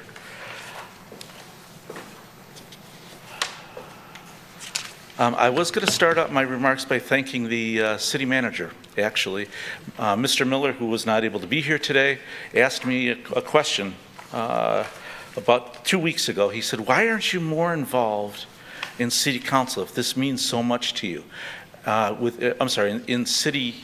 aren't you volunteering? And I didn't really have an answer for him. So as I was thinking over the last couple of weeks, one of those reasons was I was working 70 hours a week trying to keep 3 businesses going all at the same time. And the other one is I truly believed that City Council had our backs, that you were looking out for the well-being of the people that have lived here, some of us for 60 years, and in our street for many years. And I truly believed that that was the case. Unfortunately now, with all of these builders coming in, picking up the land and getting by right rights to be able to build on them, I'm starting to wonder whether that's actually the case or not. So there are some properties within this city, within the city limits, that really should never be built on. A good portion of this particular property falls into that category. It's either in a floodplain, part of the Houghton Lake drain, wetland. There are so many problems with this particular piece of property that I look at it and say, how could somebody even consider building on it? In the planning committee meeting, Mr. Michaels came up and he spoke to the planning committee, and he said he did not intend on changing the topographics of the property. I can tell you that's unequivocally not a true statement. It's what I used to call a Bill Clinton. Well, you know what? If I can say it's true for me, even though the end result is not true, at least I'm not lying. FEMA does not allow him to build on wetlands or the floodplain unless they raise that property up at least a foot above the floodplain area. Which means that if you're an inch below floodplain, it has to go up 13 inches. They're not allowed to bring in regular soil to do that. They have to bring in clay. Clay does not allow the water to seep into the ground, so it stagnates on top. Part of the reason I'm bringing this up is a lot of our argument as a community centers around water. Seems simple. Everybody needs it. But you know, the reality is we have so much of it, we just don't know how to deal with it. I looked at the parallel plan, and I don't even consider the parallel plan as an optional, realistic plan. It has 4 houses that are built right on top of the Houghton Drain. FEMA will not allow that. So as far as I'm concerned, unless he plans on pulling something out of a hat, that particular plan wouldn't happen or work anyways.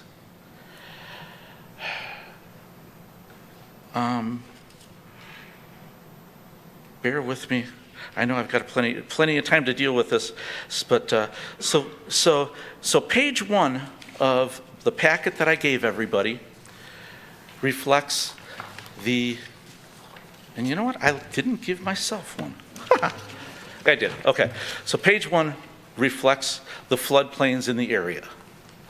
If you'll notice, he has, let's count them, 1, 2, 3, 4, 5, 6, 7, 8, 9 houses that in some way, shape, or form are underwater.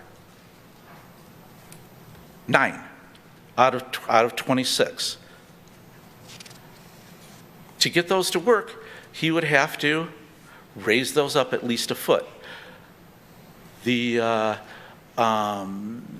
builders, the gentleman that came up at the planning department said that he intended on putting basements on, I thought it was all of the houses. Mr. Savadant, when I met with him earlier today, showed me that it's not all of the houses, but it is some of the houses.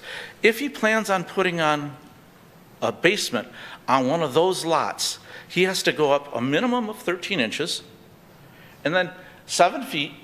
From there, that's where he can start his first floor.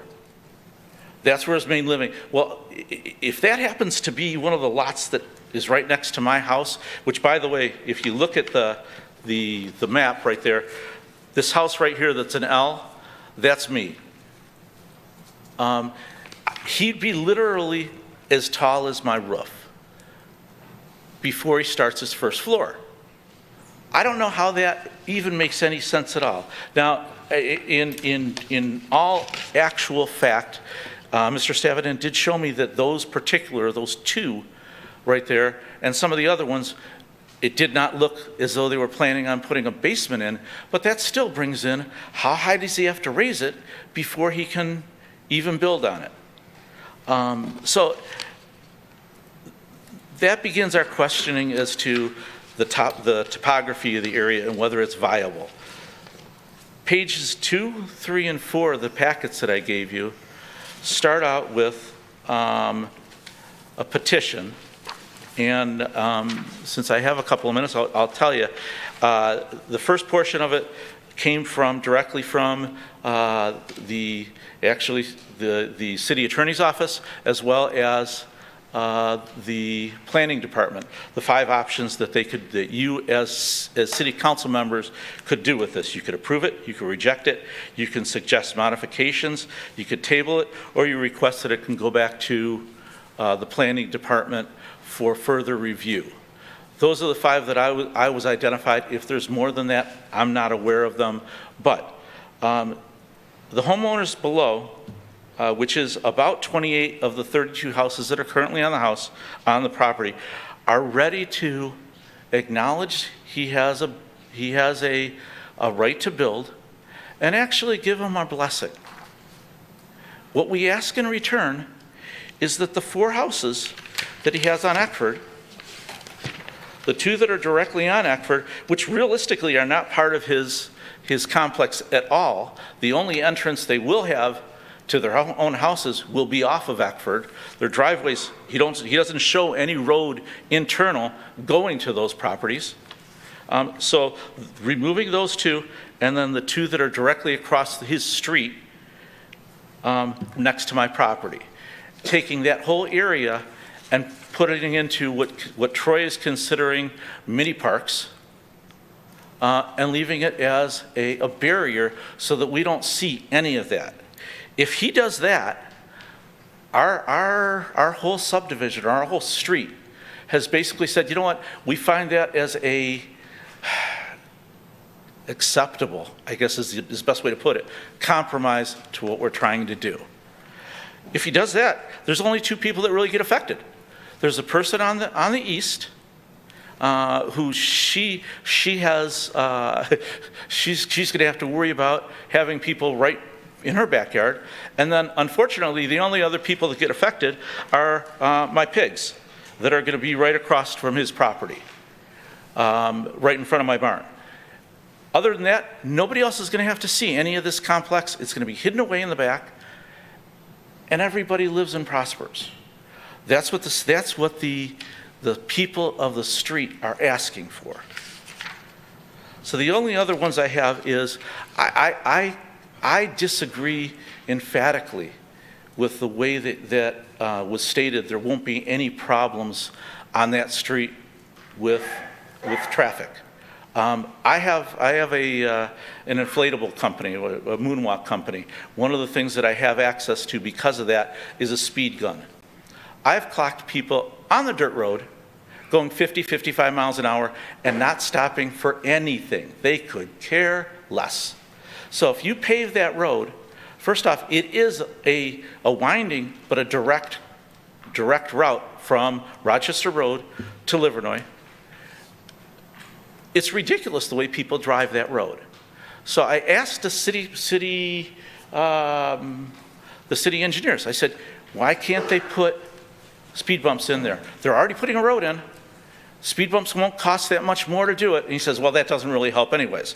Well, apparently, the cities of Ann Arbor, Detroit, I lost my area here, but Ann Arbor, Detroit,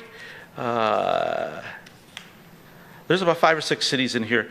Flint, Livonia, all have determined speed bumps help, and they slow things down. It's a lot cheaper to put them in when you're putting the road in than it is to put them in as an after fact. So I ask you to consider that. The other thing is, And I know I'm coming out of time, so I'll speed it up. Pontiac, by the way, has decided to go with a completely different thing. They police, and they have a huge police presence in their subdivisions now to combat speeding. I'm going to move across to pages 5 and 6 real quick because I have 46 seconds. So this was taken today, and if you look at the right picture, you'll see a very small, looks like an L in the back of it. That's our resident duck. This is the ditch that the city planner or the city engineers promised us would never be full when they moved the fire hydrant from one side of the street to the other and re-engineered. They promised us we would not have that issue. Well, you can see that's not true here. Last but not least, builder. He's not bothered to maintain the property as it is. If you look at the last page, and I will end with this, but the last page is, he has not cut the lawn yet. The gentleman that is in the picture, a little bit smaller, shorter than I am, okay? But the weeds, the grass is now 4 feet tall. I just don't understand what you could expect this particular builder to do if he's actually got some specific ordinances that he needs to deal with. Thank you very much for your time, for allowing me to pool it, and I hope you consider what needs to be done with this, because it's truly a problem with water. Thank you, Mr. Thank you. Cummings. All right, so next up on the list, folks, sorry, our rules don't allow for applause during public comment, so please respect those. It makes it easier for all of us, but I understand your sentiments. Next up is Paul. Thank you. Not for declining, but for letting me know. Thank you. Following, we have Suzanne Boyk.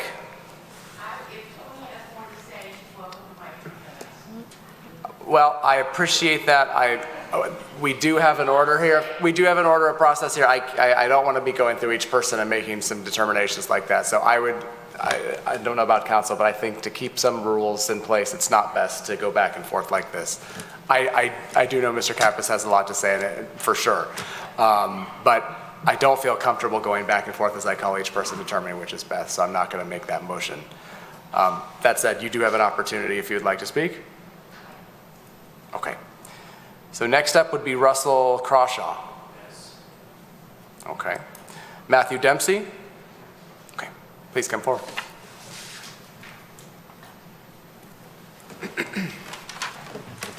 Try to use my 3 minutes wisely. I've lived on Ackford for 12 years, and many of the people there have lived much longer, 30 years, since the beginning of the subdivision. And I can tell you by my daily traffic study that I've done as I get into my car each and every day, that the amount of traffic that speeds on that street, I'll echo the sentiments of the prior person, is quite significant, specifically during the times of 9 and 9:30, which is as well as 4 and 4:30. Those are the start and end times for Leonard Elementary. It's not uncommon to see people speeding, and you have multiple school buses, you have children walking to the school, you have a lot of activity on that street, and I think that needs to be considered. It is a cut through, absolutely, and to think otherwise is just false, because we're a perfect joiner between Rochester and Livernois, and one of the main items that slows down that people driving is that dirt road and the fact they have to turn around Tallman. So my concern is you're going to have speeding, you have a school, you do have a significant water issue. My sump pump goes off every 20 minutes and I don't live anywhere near a floodplain, and my backyard does flood and basements flood too. My basement would flood in the course of 1 hour without a sump pump, and has. That being said, people bought into Ackford because of the beauty of the neighborhood. I bought that into there 12 years ago, and many people have been there for 30 plus years because you have 40-year-old trees. You have animals that coexist with people. You have coyotes, you have red fox, you have beautiful deer, and many of those reside and have already been displaced on the dirt road side of Eckford. So I believe that this is going to cause further displacement. And I have to tell you that The beauty of not developing far exceeds the beauty of developing. If you've ever driven down the street in any season, you will see that. That's the extent of my comments. Thank you. Thank you, Mr. Dempsey. Appreciate you coming forward this evening. Dave Cisco. Okay. Rob Schoenfeld. Okay. Russ Reeves.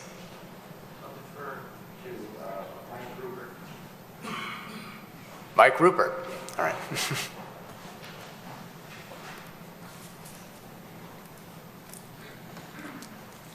Thank you. My name's Michael Rupert, live at 448 Eckford Drive, just around from the development. They've raised more questions tonight by the presentation, so how much of Eckford Drive is planned on being paved? Do we know? Is it just in front of the development? Is it to where the pavement ends at Eckford Drive to the end of development? Or is it the whole street? Because I'm in favor of paving the whole street. Because I'm tired of driving down a country road. It's like we're in the city, it's 2022. It's like literally the only unpaved road in the city. And at least now we have an opportunity, if this gentleman develops on Eckford, and there's a talk of another developer, I think based upon the cost of housing in that area and what they're planning on developing, they could easily absorb the cost of paving the entire Eckford, the unpaved portion, and absorb it into those two developments. That's one recommendation I have.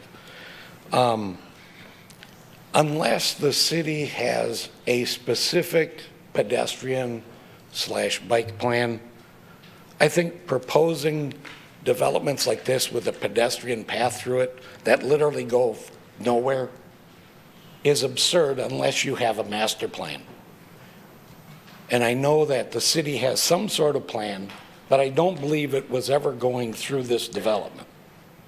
It was going more along the drain system.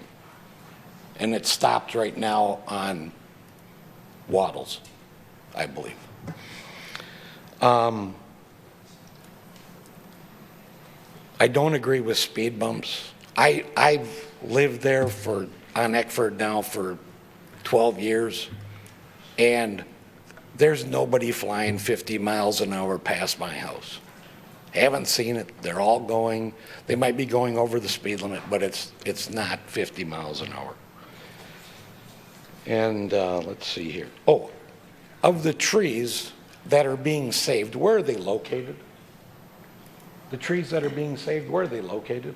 Remember, this is not a question and answer. You can ask the question and hopefully you can get it. Well then, all It's not right, a so back and my forth. question is of the trees that are being saved, if they're only in the drainage area, I find it hard to believe that they can't save some trees around the residential homes that are being built. So my recommendation is to save as many trees as possible. I'm thankful they're finally saving 50% of the trees, but if they're in a natural wooded area now, my time is up. Mr. Rupert, thank you for All right, coming thank forward. you. Appreciate it, and thank you for observing the time. Next up is Lisa Ruffin.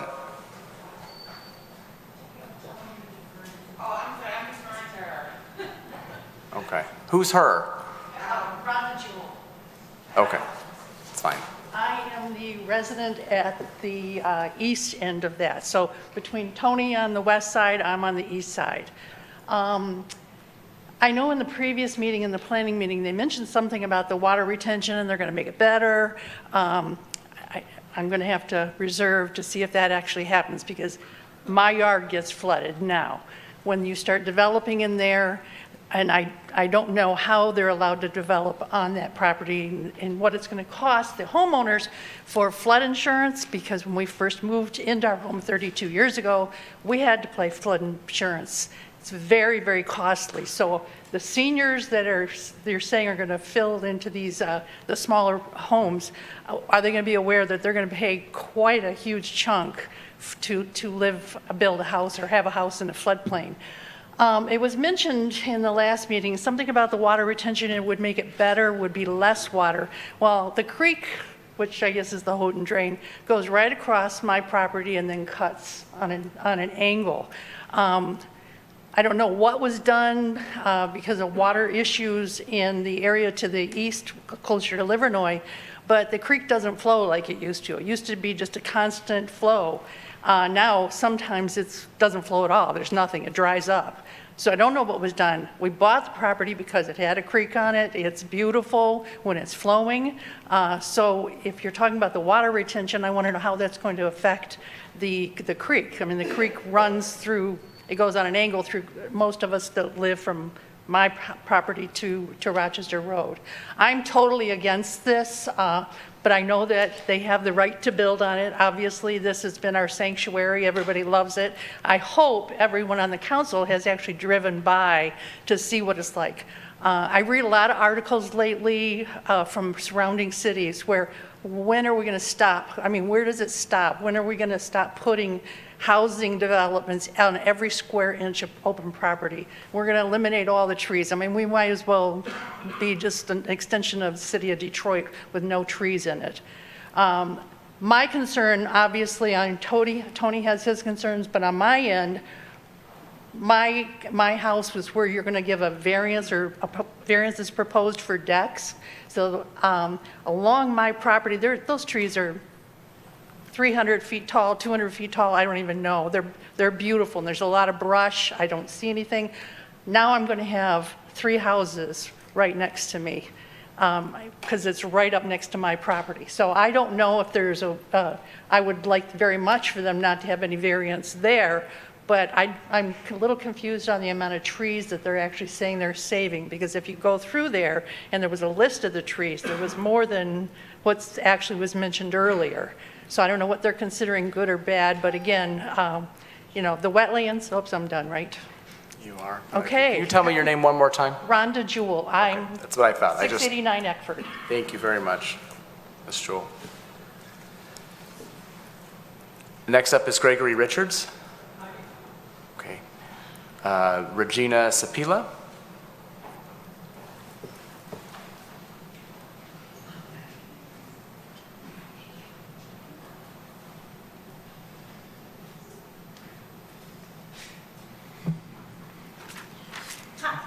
Hi, my name is Regina Sipola. I live at 654 Longfellow Drive.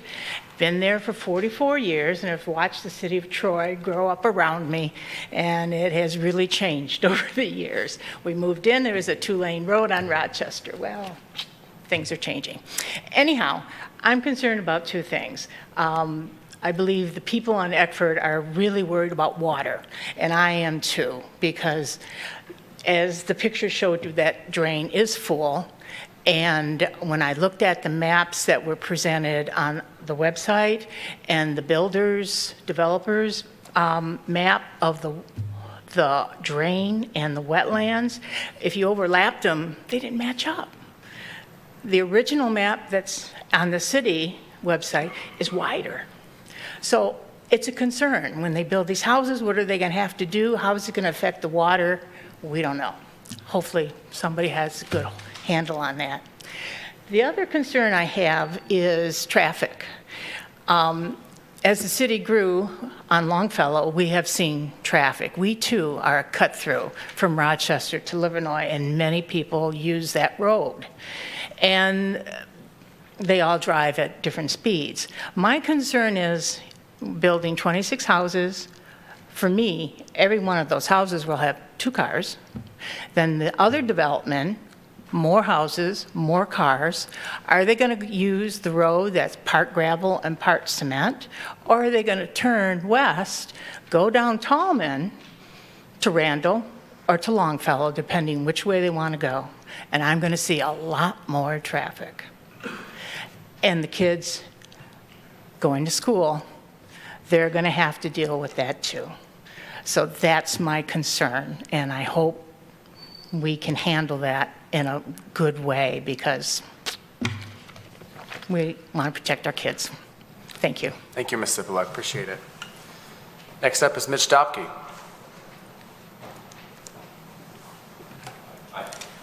Mitch Dupke. I live at 870 Eckford. Thanks for the opportunity to speak with you. I've never gotten involved with looking at zoning and building stuff until now, but this is important. But I have to admit I wasn't going to come up because after hearing that there's another possible cluster development on the other side, I'm devastated. There was a lady on social media who doesn't live on our street who called Eckford Drive a gem of Troy, and it truly is. And how much more are we going to destroy? We have an environment, okay? The gentleman who is consulting at the planning meeting said it's inconsequential. How many inconsequential things do we have to incur before it becomes consequential? I would say we're probably past that point now. But there's a few things, at least I had some bullet points within a couple minutes left that I wanted to say. Cluster for the multifamily housing. The first proposal that was up here tonight, you notice, it went out to Squirrel Lake. Most of the cluster developments do go to a major thoroughfare, whether it's Rochester or Livernois, name it, okay? Ours isn't. Ours is in our neighborhood. And the code says, one of our primary responsibilities or, neighborhoods are Troy's greatest asset. Well, this is one of your greatest assets. And what they're proposing to do takes away from that greatest asset, especially if a gentleman does the same thing across the street.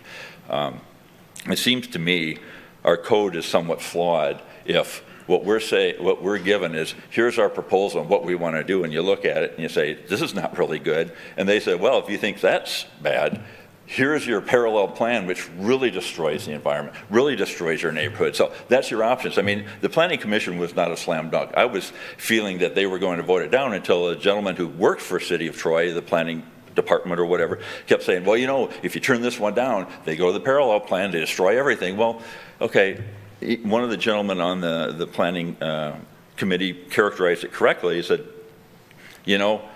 neither plan is good, but given that of two bad plans, this is maybe the least of the two bad plans. What I would ask you is, we're the residents, okay? I mean, cluster housing, this is all about greed. Sometimes greed isn't always good.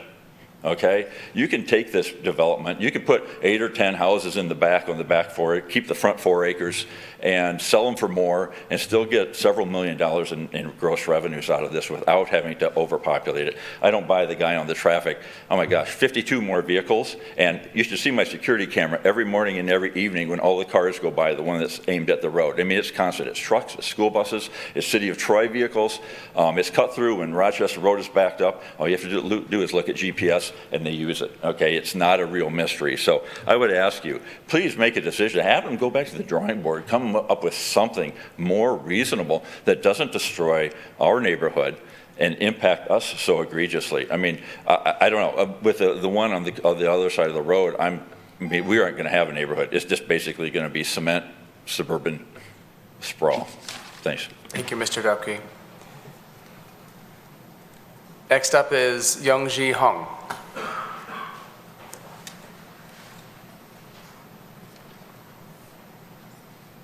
Good evening. My name is Youngji Hong, and I live in the Server Drive.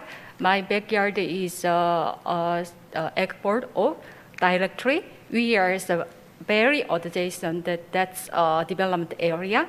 So last year I bought my house. I'm very confident that this is a good area inside Troy, within Troy. 4 kids and 4 neighbors. It's well reserved, very solely reserved environment.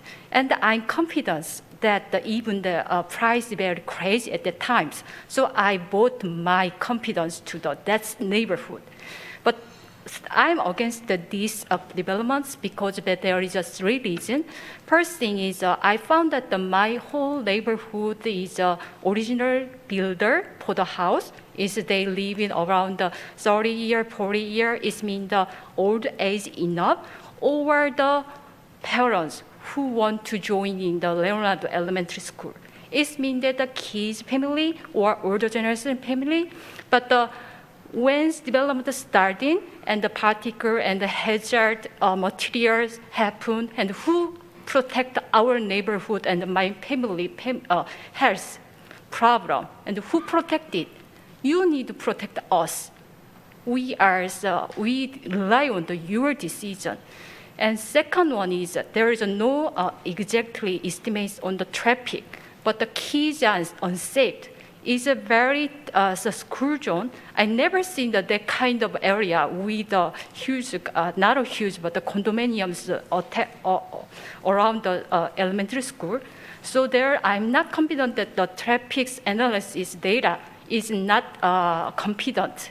As kids can exposure the car accident, or sometimes these days, shooting or some unhappy news I can hear, that at urgency time, who can protect our kids and traffic in the urgency if many heavy traffics we have? And third one is I saw the even just several months stay there. I saw the well-preserved environment and then wild animal. I want to be a choice, need to keep our wild animals, not protect itself, but keep it right now. To protect a wild animal, mingle with the human being and the animal, and forest. So that is the three reasons I definitely request to you. This is the very unsafe for older generations, kids, and environment, and wild animal as well. Thank you. Thank you, Ms. Hong. Appreciate you coming forward. Next up is Kunwoo Lee. Okay. Caitlin Ryder.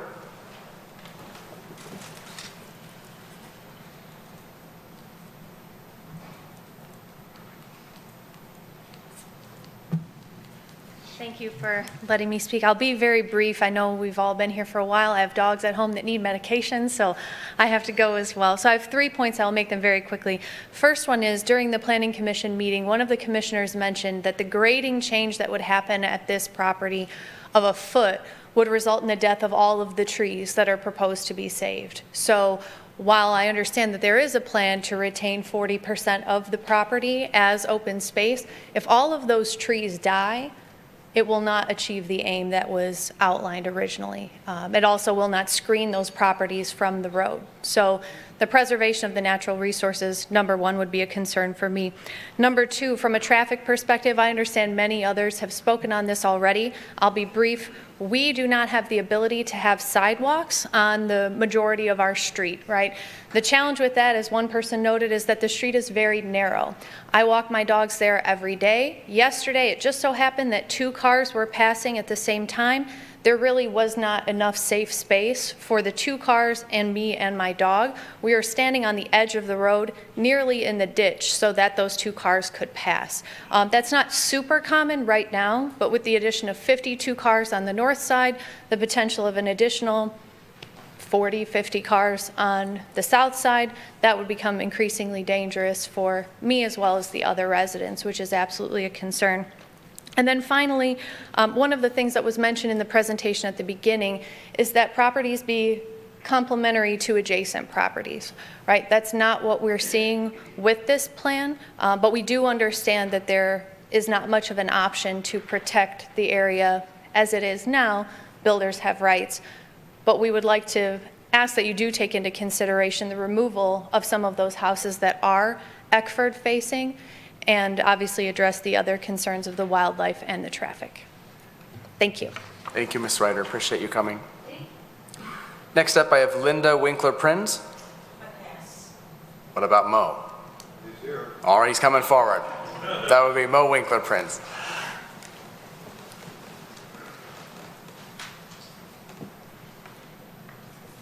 Good evening, all.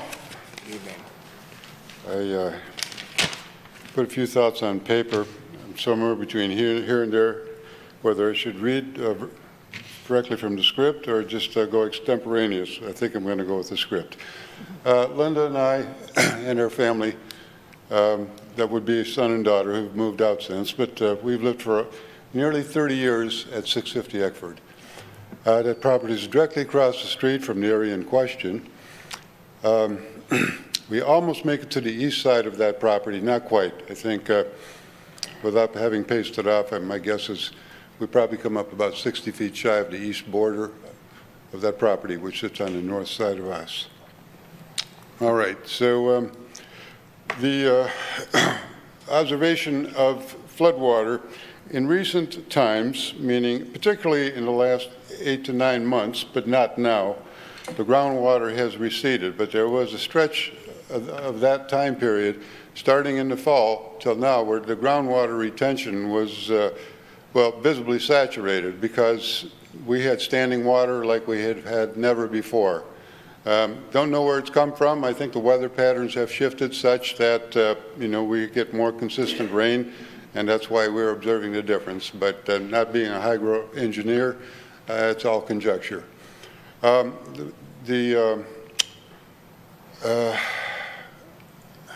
think the speculation about what will and will not happen when all that development occurs, and very much share the same concern as Tony, neighbor Tony across the street and down the street a little bit.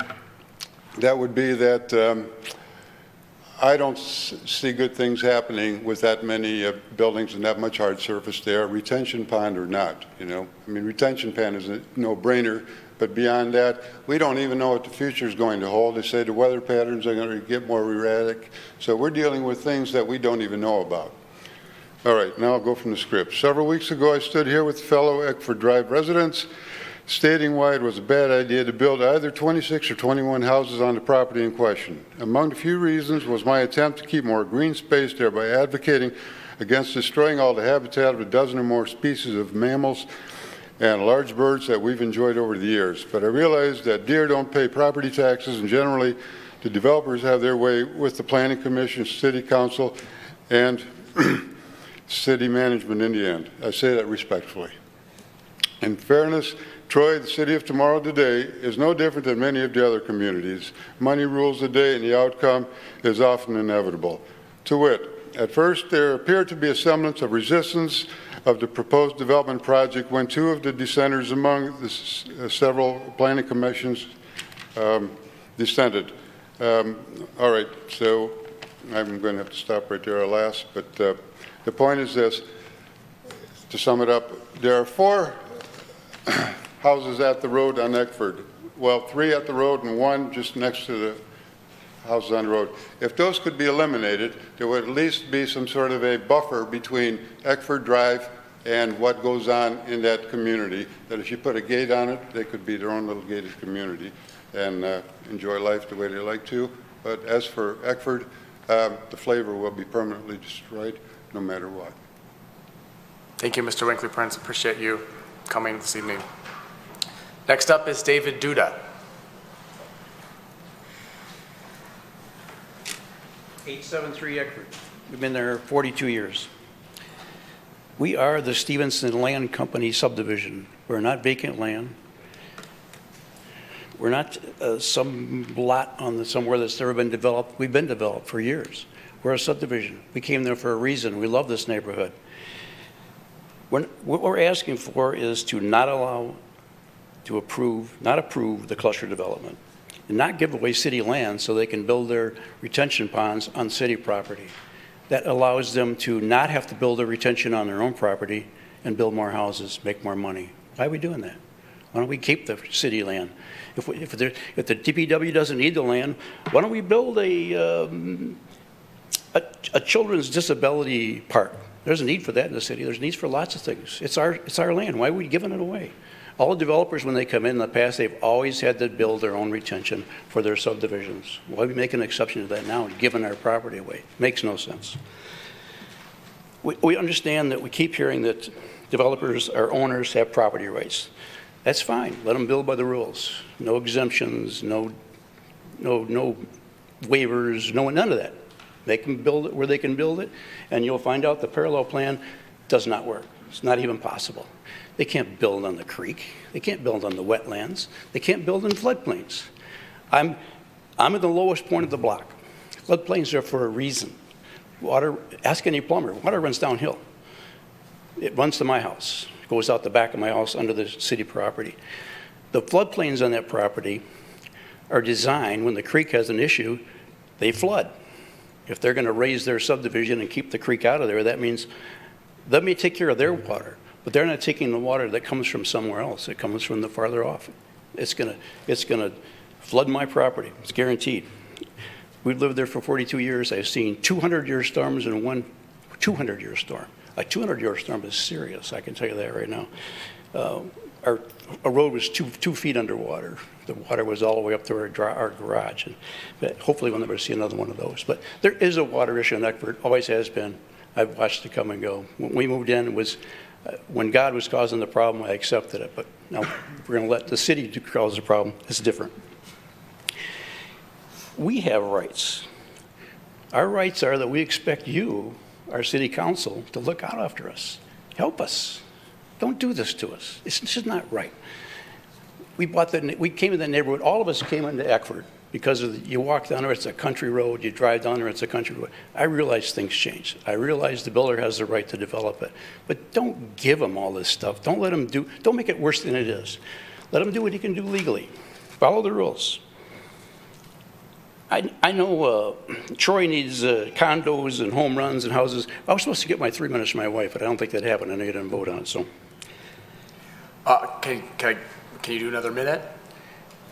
Let me try. I need to get consensus for another minute and if we need a minute and a half. Okay, thank you. Do that too. Minute and a half, right?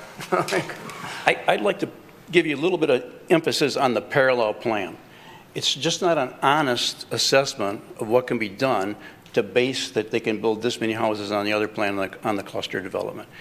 If you take that plan and call Eagle, call the county, find out about the wetlands, find out about the floodplains, find out about the Houghton Drain, where they can actually build, not where they draw the drawing like it's in a cornfield, and to do setbacks and all that, that's not reality, just like traffic is not reality. And traffic, we do have cut through traffic, a lot of it, we've had it. And it's going to get a lot. They're not going to pave that road and leave a little section. It's going to get we all know it's going to get paved, the whole thing. So we're going to get a lot more cut through traffic. It's going to be offensive, and some of that we have to live with. I understand that, but why make it worse than it needs to be? I know it's been brought up that one thing I'd like to also point out is the Planning Commission voted to approve this based on the misinformation about the parallel plan. I believe that more of them would have voted against it if they'd had the accurate information about what could really be built there rather than what this cornfield drawing was. Is that my last thing? Mr. Duda, that is your time again. So okay. Can Carol say some of it? Do you have anything, Carol? You're next. Okay. All right. Anyway, we're asking you, please protect us. That's it. Just protect us. We understand where you're coming from. Thank you. Appreciate it. All right, Carol Duda has passed. That leaves next up Matthew Hetner.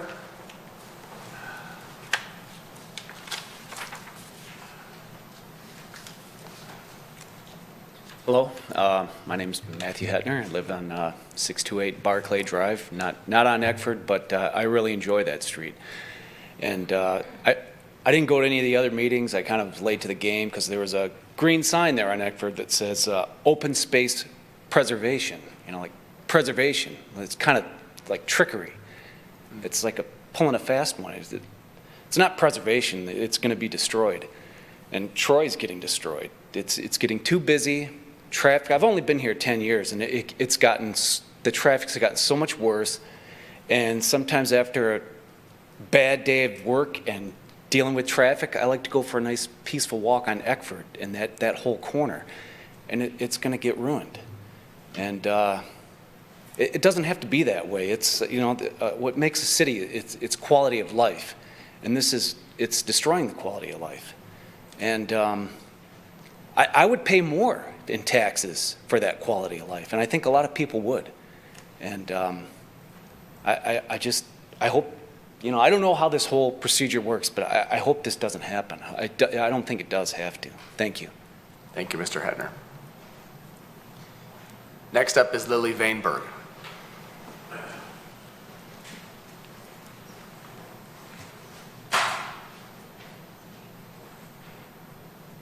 Hi, I'm Lily. Well, my husband actually covered basically the points I wanted to cover. I've been on Barclay for 20 years. And this is actually really, truly the gem of Troy. And please don't let it happen. Please don't destroy it. And I urge you, like you as, elected officials, We voted for you. We hope that you represent us, so please don't let it happen. Not the parallel plan, not the original plan, make it a park. We can do it. We'll pay more money in taxes, bring it to, the election, and I think we can do it, right? I come from USSR, born and raised, where people's voices were not heard. And I came to this country for a reason. So I hope that you guys, I'm not talking to the president, I'm talking to my local officials, and I want you to hear our voices. Everybody, except maybe one gentleman who liked the pavement, everybody is against us. So please listen to us. And if you don't, I also urge Mr. Michaels to donate this land to the city of Troy and make it a park, and your name will be put on it, and you will be remembered as a good individual as opposed to a hated individual. Thank you, Ms. Vainberg. Appreciate you coming forward. Next up is Robert Campbell.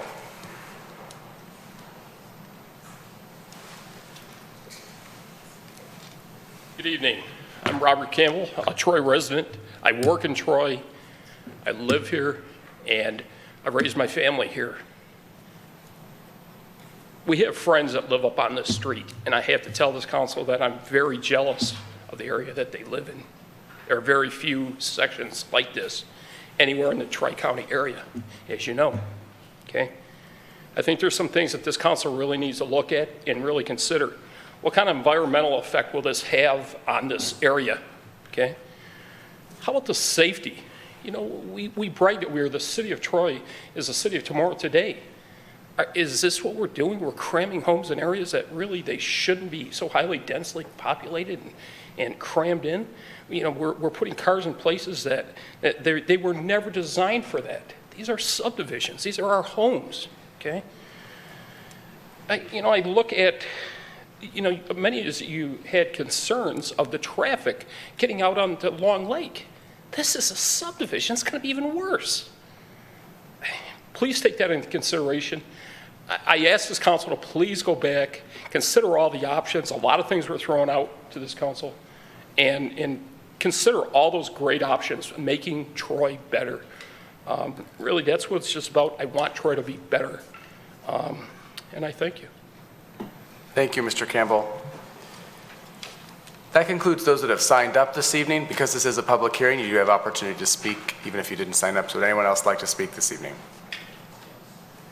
Go ahead, please come forward. State your name when you get to the podium, please. Same rules apply.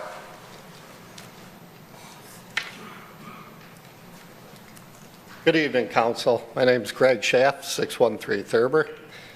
I just want to say that there's a lot of passion on this issue because that street is a neighborhood, and you're changing the entire dynamics of that neighborhood.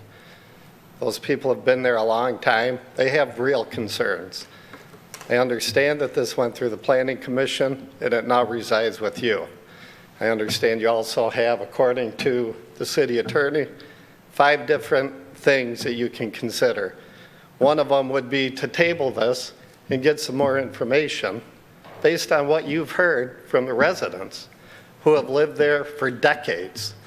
The flooding, the concerns about traffic, the safety issues, all of that should be part of this decision.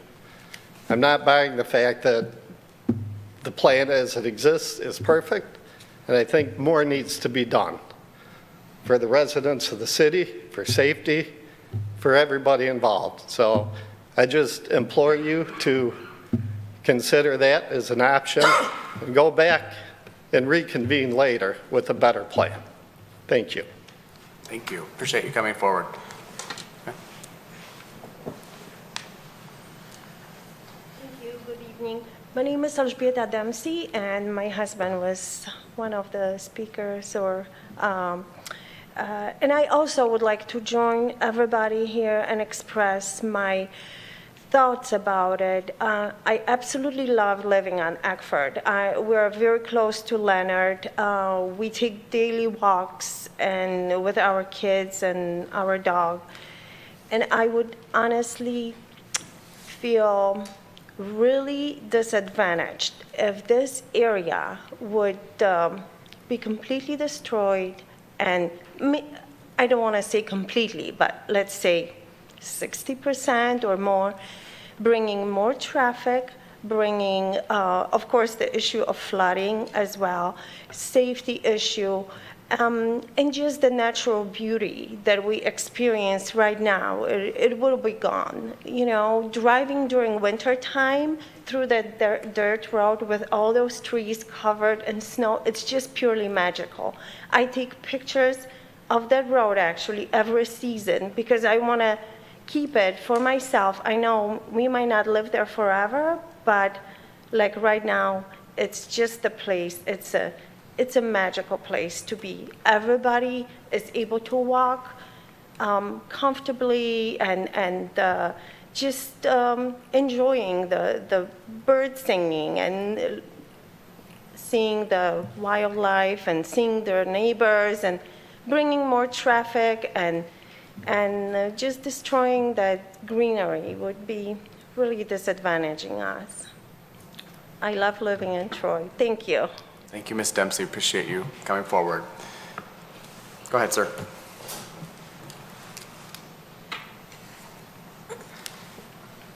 I'm Andrew Potter. I'm new to Eckford. We just moved in a few months ago. We just found out about this a day ago. And one of the reasons we moved here was because of the beautiful green space. We saw in the winter, it's gorgeous. We know it's going to be gorgeous in the fall. I don't think it's a problem that's not accessible to all the people that want to go into the woodlands. We have a great variety of wildlife that we already enjoy. We have snakes, turtles, frogs, migratory birds, a variety of mammals. My kids get to see them. Traffic's a problem already. I don't get this inconsequential talk. It's crazy how people go around the curve of Eckford, and I'm worried about my kids walking to school. It's nuts, and we're gonna make it worse. This is a big problem. I'm learning about my council today and who's here. Thank you. Thank you, Mr. Potter. Anyone else?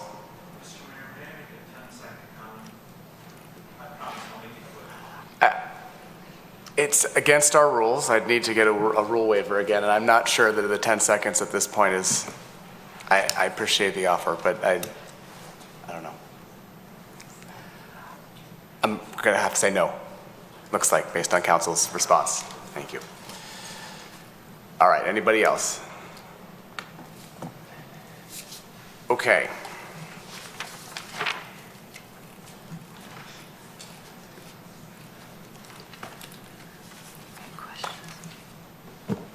Yeah, I'm a little bit, procedurally, I'm trying to figure some things out. I feel like I have more questions to ask. I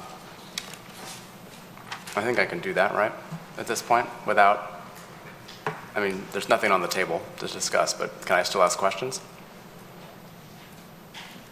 City Clerk Dixon? The public hearing's still open, so if you would want to close the public hearing because the public comment portion is done, then you could have the discussion.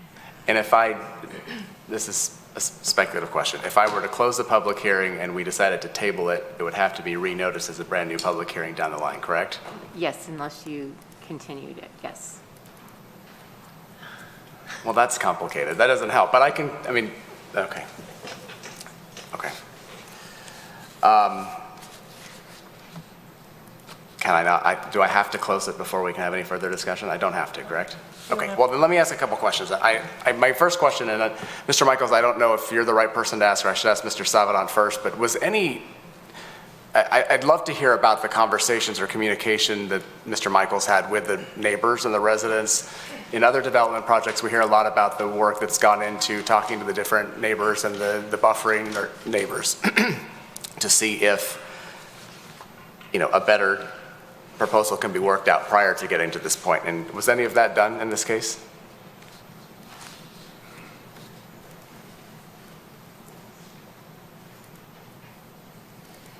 It's not required for this type of development. I would have to defer to Mr. Michael and see what efforts he's made. Okay. Sorry to put you on the spot, Mr. Michaels, but seems pertinent. Excuse me. We did have conversations with Mr. Kappas on a couple of different occasions. In fact, he was just in one of our offices just Friday discussing his desire to reduce the number of lots. At Planning Commission, one of the discussions that was held was, one of the recommendations or requirements that was made was that in the 2 lots that are in the southwest corner of the property that back up to Mr. Kappas, we are going to work with the city engineer to see how many of those existing trees can be saved by some creative drainage solutions in the backyards.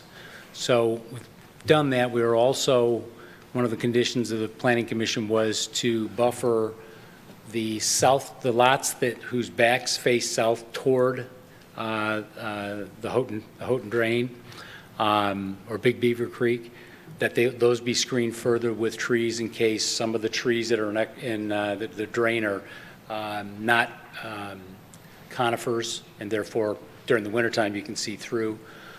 So we took into consideration a lot of those kinds of comments that were made. We even suggested that at Planning Commission that one of the traffic calming measures could be a stop sign that's kind of halfway in between where Eckford turns and where Rochester is a traffic calming device. Our people won't want those fast drivers from outside the neighborhood coming through too. So those have been some of the conversations that we've had with the people that have been adjacent to us. Okay. The only reason I ask specifically is because Mr. Kappas did provide us with these signatures in this petition, and it looks like, and I know removing 4 lots is not just a snap of the fingers decision, and I know there's a lot of considerations there, but it looks like there's, despite everything heard tonight, there's a possibility that there's less neighborhood strife if it was adjusted a little bit. And I don't know if you wanted to speak to that at all this evening. You're not required to, and you don't have to, but it might help some of us in some of our thought process. Well, at the Planning Commission meeting, most everybody came up and said, gee, we'd be okay if you had 9 lots. So it's a reduction in lots. There's not really a specific strategy other than I think actually they'd just like it to go away and not happen at all, which happens a lot. Councilmember Hoderick. I'm sorry. That's fine. There was actually a specific thought of lots 1, 2, 25, and 26. I don't know if you've had a chance to consider that at all. Well, those are just heard tonight because it wasn't really discussed at Planning Commission that I can recall. Okay. But I'm 67, so I might be forgetting some stuff. Okay. Are you up for any more questions? If anybody has specific questions for you, again, I don't want to put you on the spot, but a lot was said this evening, and frankly, from my perspective, I could see when you'd wince or think something was maybe not as accurate, and I don't know if you felt the need to say anything further. I understand that some people have been experiencing flooding, and I think what's so different and unique about this particular situation with the regional retention basin that was proposed by the city. I don't know, Brent mentioned that it came up and then he began to kind of put this consortium of developers together that have properties surrounding it, and we thought it's a great idea, and along with that came the bike path. And so we wholeheartedly said, hey, let's do that. That'd be great to run it through our development. But one of the things that's unique about this situation versus a regular detention basin is, you probably are aware of the detention basin, the water doesn't go away. It just gets slowed down before it hits, the area that can flood. In this case, with the regional retention basin that's going to be outletting in a completely different, I think it's a retention basin, it's not even outletting, it's just, going into the ground. All of the stormwater that's collected on the surface from us is going off of our site, not into the Big Beaver Creek anymore. It's going to actually go to that retention basin. So this development can actually have an outsized impact on reducing potential flooding in that area versus one that just has a detention basin where the water still ultimately gets back into the same creek but at a slower pace. we did, one of the statements that was made by Mr. Kappas was that I indicated that we wouldn't be raising the grade at all on the site. I said we would not be raising the grade on the site in the areas being preserved, not in general, but in the areas being preserved. Those areas being preserved are going to be preserved. We're not going to do any grading there. If we did, of course, we could lose all those trees. So all those things are being avoided to preserve that 45% of the land as open space. The last thing I would mention is we didn't ask for any treatment of our housing as something that's worthy of gathering some kind of a density bonus, but we are committed, and we committed in writing with the Planning Commission that 70% of our houses would be the ranch style. The two plans that we presented to you run from about 1,850 square feet to about 2,000 square feet. And then we have an option if they want to go ahead and put an upstairs bedroom, they can, but generally it's within the structure of the roof. So you still have that feeling that it's really just it's a ranch house that happens to perhaps have a dormer on it. The third plan, and the only reason we kept it at 70% of the lots was there's about 5 lots in there that are shallower, and it's going to be hard to put a ranch plan on them and not make it a very, very small ranch plan. So the third plan is actually a first floor master. It's not a regular colonial. It has a master bedroom downstairs and then 2 bedrooms and a bath up. And again, for the most part, the roof structure is a ranch roof structure with a couple of gable ends that stick out, one in the front and one in the back. So again, the idea is it's not a McMansion, and it's for people in my age group kind of thing. Those are the few comments I just wanted to make. Thank you for giving me the opportunity to do that. I have a quick question. Thank you, Mr. Michaels. It looks like 2 questions. So Councilmember Brooks. Thank you, Mayor. So Mr. Kappas also brought up the concerns about some rules and regulations about building on wetland and floodplain. Can you address that as well? So there's been a lot of interesting, probably wrong interpretations of the information that's out there. In this particular case, we have had our wetland consultant flag all the wetlands on the site. We've actually held an on-site meeting with Eagle to discuss those wetlands and the filling of them. If you notice in the cluster plan, we avoid one of the larger wetlands that's down in the southeast corner of the site, and that's the one that we'd really like to avoid as much as possible. Eagle, without giving us an absolute yes, you can build on these, in their pre-application meeting they hold on site, they confirm the flagging, and then they discuss whether or not those are high-quality wetlands and they're going to be real reluctant to fill them or not. In our case, those are considered low-quality wetlands, and that those would be, we'd be able to obtain a fill permit to fill those few small pieces of wetland that are in the area where our lots are at. Regarding the floodplain is actually, in this case, only regulated by the Federal Emergency Management Agency. We have less than 2 square miles of watershed upstream from us, and therefore Eagle doesn't get involved in those situations with regard to floodplain. Floodplain fill permits can be obtained more easily than wetlands, actually, because it's a pretty simple mathematical equation of replacing whatever you fill in with another place you dig down so that your same amount of floodplain volume is still available. Those permits have been obtained by us a number of occasions on other properties, and we certainly can do them here. Again, if you look at the cluster plan, we've avoided as much of that as we possibly can. The grading that will happen on the lots will be raised to the final grade of the lot being a foot above the 100-year floodplain. That doesn't mean that the house's basement is a foot above the 100-year floodplain. As long as you're out of the floodplain at that point in time, your basement can be at a normal level, so the houses will be at a normal elevation above the streets, not 4 feet or 8 feet or whatever height above the streets that was mentioned by Mr. Kappas.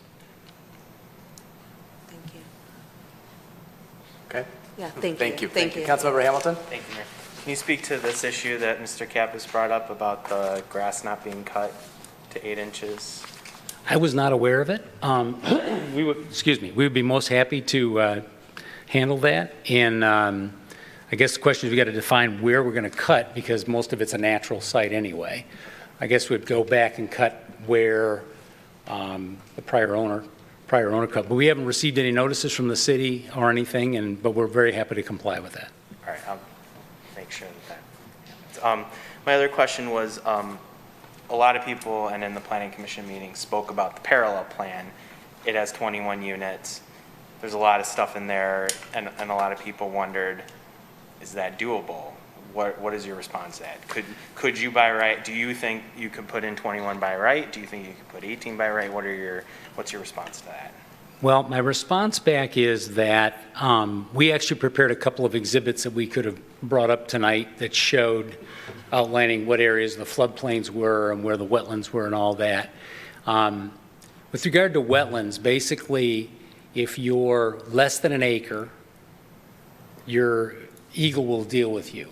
You may go through a whole bunch of, how many different ways you can draw the plan to see how much you can avoid, but they will grant wetland permits less than an acre. More than an acre, we go to the federal or to the EPA, and they generally tend to say no. So we're far less than an acre here. We would ultimately be able to obtain those wetland permits. As it is, we're looking to obtain a wetland permit for our cluster plan. With regard to the floodplains, as I indicated before, the real issue with regard to floodplains, there are two different things. There's something called the floodplain, which floods during a storm that happens with an average periodicity of 100 years. And they got it fairly well modeled at this point. And then there's something called the floodway. And the floodway is something where the water actually flows during a 100-year floodplain, meaning that it's kind of dangerous.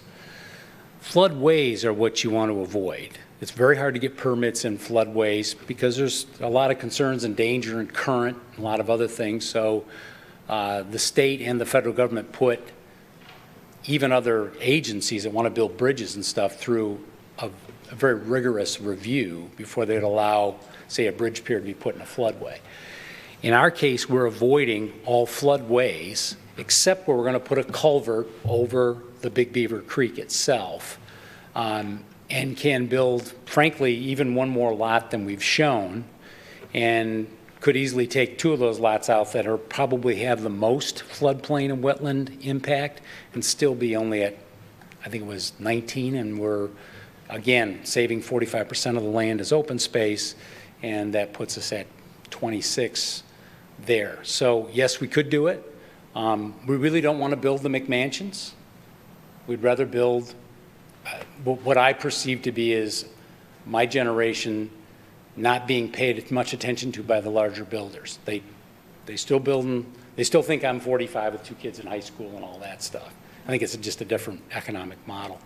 So we want to be able to do that, and most people that live in that kind of a community would prefer not to have large lawns. Usually our association pays for the lawn care and for the snow plowing of the driveways and the sidewalks as well as the streets, and then everybody's like, no fuss, no muss, and then they've got the nice pieces of open space that they can enjoy.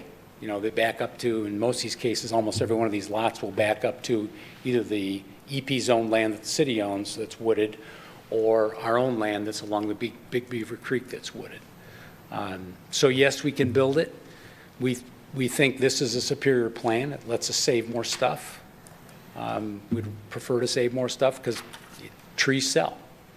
People like having wooded areas to be in or adjacent to. Thank you. Councilmember Chamberlain Krango, did you have a question too? Yes, Mayor, just really quick. So I recall, Ms. Caitlin Ryder had a question about how when you increase the grading, how that may then lead to a good number of the trees or all of them potentially dying.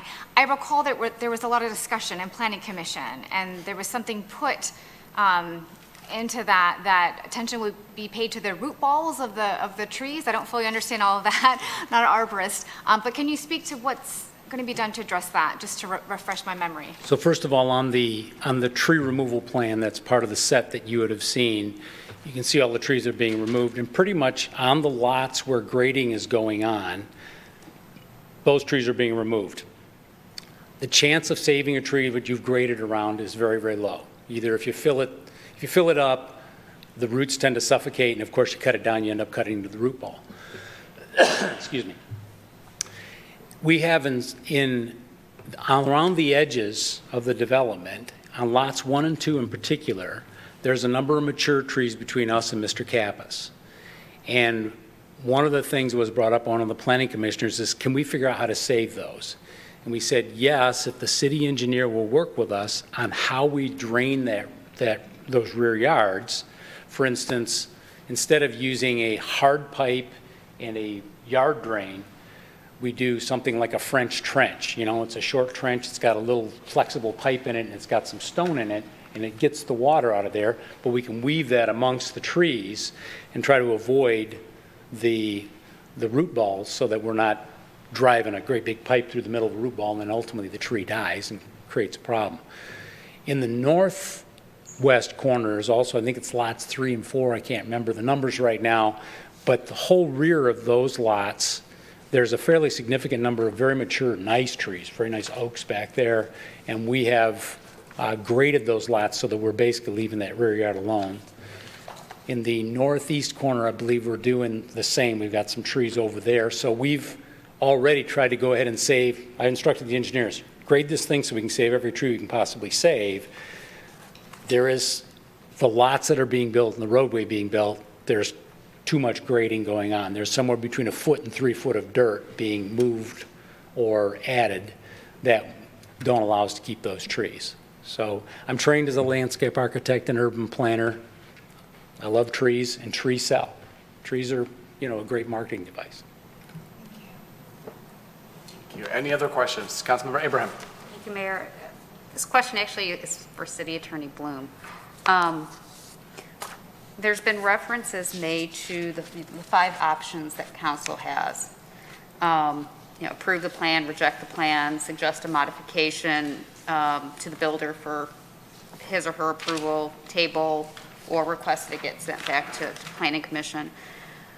The third option of suggest a modification to the builder for his or her approval, I want to make sure we're not running afoul of our ethics ordinance in terms of negotiating from the table, as that could be perceived as quid pro quo or promises or pre-commitments made. Can you comment a little bit about that option? First of all, I wanted to comment on the 5 options. And again, this is a representation from Mr. Kappas as to what I believe Ms. Dufresne said. I've not had a chance because this is the first time that I'm seeing this, but I just want to make it clear that you do have a couple of different options. You can approve this cluster plan, or you can reject it. That is absolutely within your authority. If you reject it, however, the developer does have the right to move forward and pursue the as of right development. So I want to make sure that that's very clear. Now, the developer may be willing to make some modifications to the plan, but that is the developer's choice, and it's not something that you can require. Your choices really are either to approve the cluster or to reject the cluster. And you are correct in pointing out that you don't want to be overly involved, and you don't want to be strong-arming the developer. It really should be more of a voluntary, again, you may make some suggestions, there may be some improvements that the developer would be willing to do, but really your authority is to either accept the cluster development and approve it or reject it. As far as requesting that it be sent back to the Planning Committee for further discussions or tabling the plan to allow the developer, if you had something that you were specifically looking for that you didn't receive or that did not get answered that would make a change, then it is possible that you could continue the public hearing and ask for that information to be provided to you. I'm sure that the developer would not have any problem with that, but again, it should be something that is going to make a difference. Otherwise, you have a lot of people in the audience that you're going to be bringing back again, and if it's not really going to make a difference, I would not encourage you to continue the public hearing. So does that help you with did I respond correctly to what you were clarified, it doesn't necessarily make things easier. And then I have another question for you, Ms. Bloom, and that's related to some comments made about giving away city property in this development.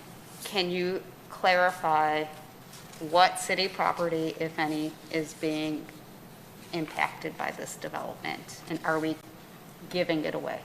So at this point in time, there has been some discussion about a joint retention area. It's discussion at this point only, and there would need to be consideration of the benefits to the city. And that is something that that's beyond where we are at this point in time. There is some discussion. There are some things that have been considered as potential improvements. The bike path, for example, might be something that would justify the use of city property. But again, this is premature, this is preliminary, and there is nothing affirmatively using city property for the detention. So as of right now, I mean, without that, they have to do the detention on site. They have to take care, they have to meet the standards. Go ahead. No follow-up. If, your comment about this being very preliminary, would that eventually come to council if there were plans to co-develop or jointly develop the parcel? I think council would certainly be aware and apprised of the situation. And again, I don't know what the arrangements are, so I can't comment as to anything other than that because it still is very preliminary. Thank you. I have to ask a question.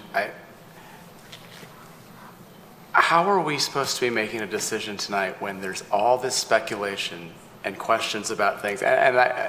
Maybe it's rhetorical, City Attorney Bloom, so I apologize. You can't really answer it, but I'm a little frustrated by, well, there may be a joint detention pond, or there may be a bike path, or there may be this, or we don't know where the road's going to be paved or where it's not going to be paved.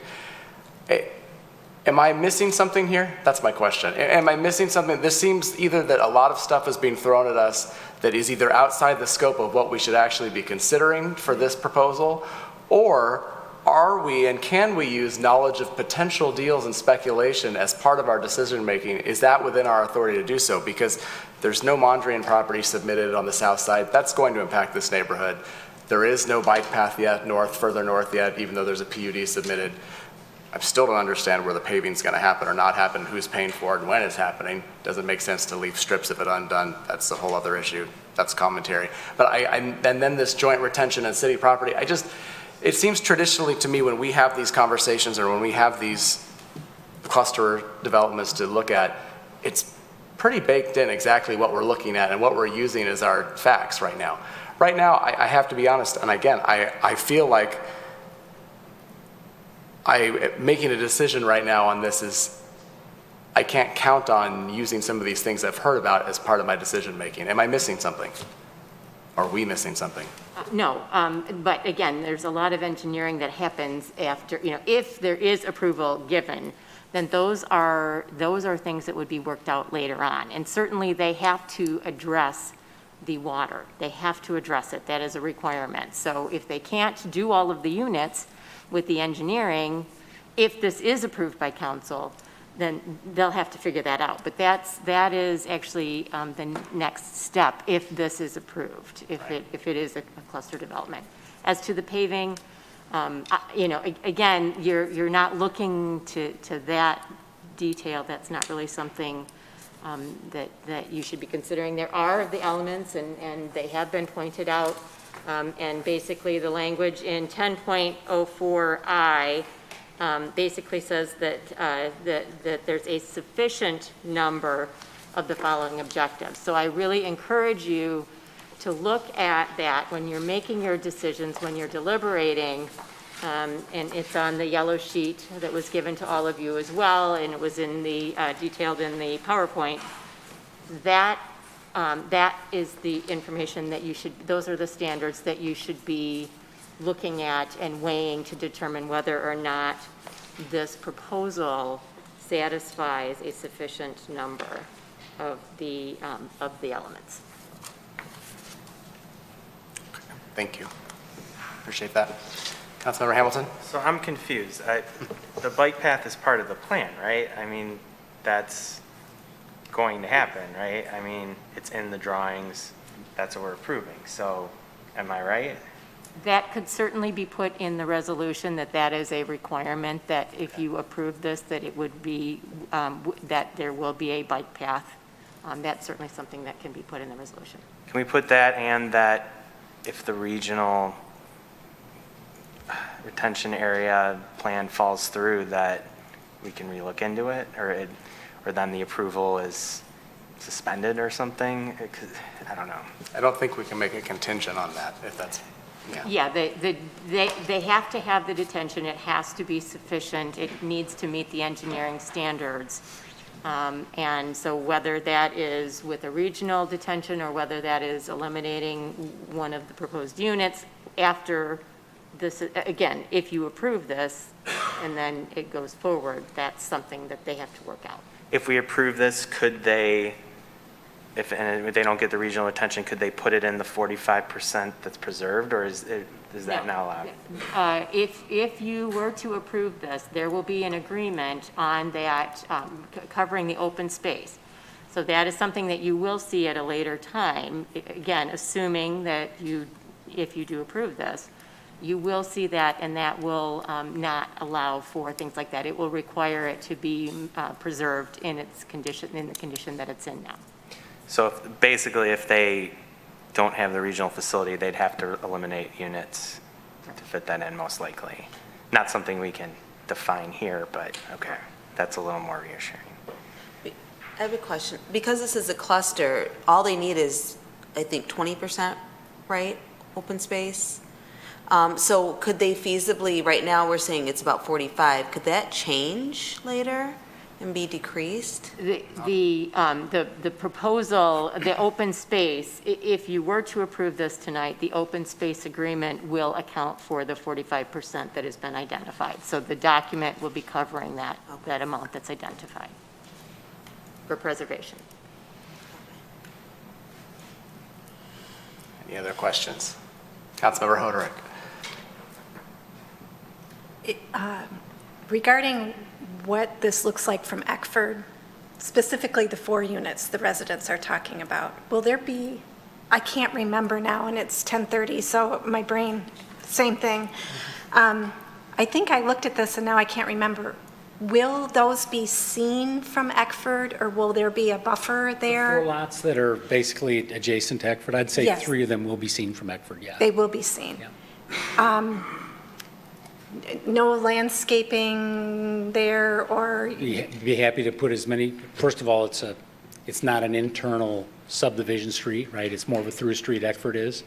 So we would want, even for ourselves, to landscape the fronts of those as much as we can. So we'd be willing, very happy to have you add in your resolution that we would buffer those with evergreens, the stuff that will actually hide the houses if you want that to happen. Okay. All right. Can I add just one piece of clarity since I'm standing up here?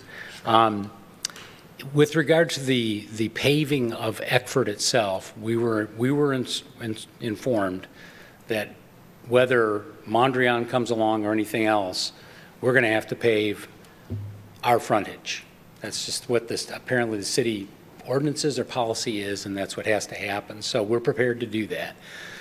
Mondrian, when they come along, and I believe they've bought their property, so they're not going to go away, they're going to want to pave over to where the paving stops on the west end, and we've come to an agreement on sharing of the cost for where it stops on the west end to where our east property boundary is. We haven't talked about anything beyond that, obviously funded by us, not by the city in any way. So that's what's happened to date. With regard to the regional detention, it was actually proposed to us by the city. None of us knew any of this was going on, and then we were all brought together and said, would you consider looking at this? And so we thought about it, and we all said, yeah, that's a great idea. And it was also proposed that the trail be part of the whole package that's put together. And the city staffers that came up with it, I got to take my hat off to them. I thought it was a very creative piece of thinking. So if we end up not getting the regional detention for whatever reason, then we would have to go back to the drawing board, redraw our plan, do our own detention on site, and come back before you again, I would assume. You know, whether it's a preliminary or final, we'd have to substantially modify our plan, is what I'm saying. So I think we were encouraged by city staff, come on forward, do your development, plan on the regional detention, knowing that it's still not a complete thing, and we would assume that you're doing any approvals on a contingency that happen. If it doesn't happen, then obviously we got to go back to the drawing board again. Hopefully that made sense. It did, thank you. Mr. Savadon? Regarding the regional detention project, I think I said earlier, Mr. Michael is right. The concept came from staff. We had informal meetings with, I think it was 4 property owners in that area in a very short period of time. So a light bulb went off in my head. It's an opportunity. We've got one shot at it. If this is something that the city is interested in, that is going to be a betterment to our residents and taxpayers. If we don't take advantage of it, we don't investigate it now, the opportunity's gone. So you're right, Mr. Mayor. This is a unique property for a cluster. It's not as clean because of this regional question. This is the first application in front of us that potentially could get approved. We are reviewing a PUD that's been submitted. The Mondrian application hasn't hit us yet. So as the city attorney indicated, we're in a very preliminary stage here. So there's no commitments. Conceptually, there's a lot of reasons to do it. If it fails, opportunity lost, and we go back to the drawing board and we come up with a more traditional, less creative design, and we move forward. But you're right, there are some balls in the air, and if we don't share the information and don't the intent was to be fully transparent, so there's no surprises. If that added some confusion, apologies, but it was not intended to confuse, or it was intended to be transparent, so down the road you're not questioning where did that idea come from. I mean, that's kind of the genesis of it, and that's where we are today.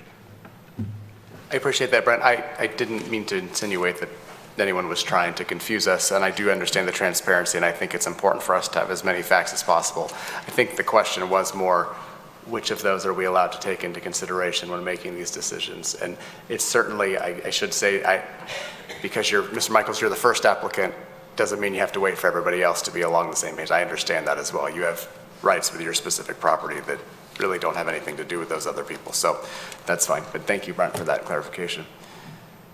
Any other questions? Councilmember Chamberlain-Crango. I have a comment and question, just really briefly. So I see the residents asking for, is it possible to do something to, take out those 4 units in the front, or even, I would say even 3.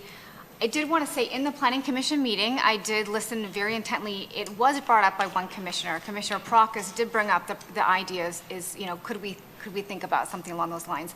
Obviously, there wasn't consensus, so that idea didn't go forward.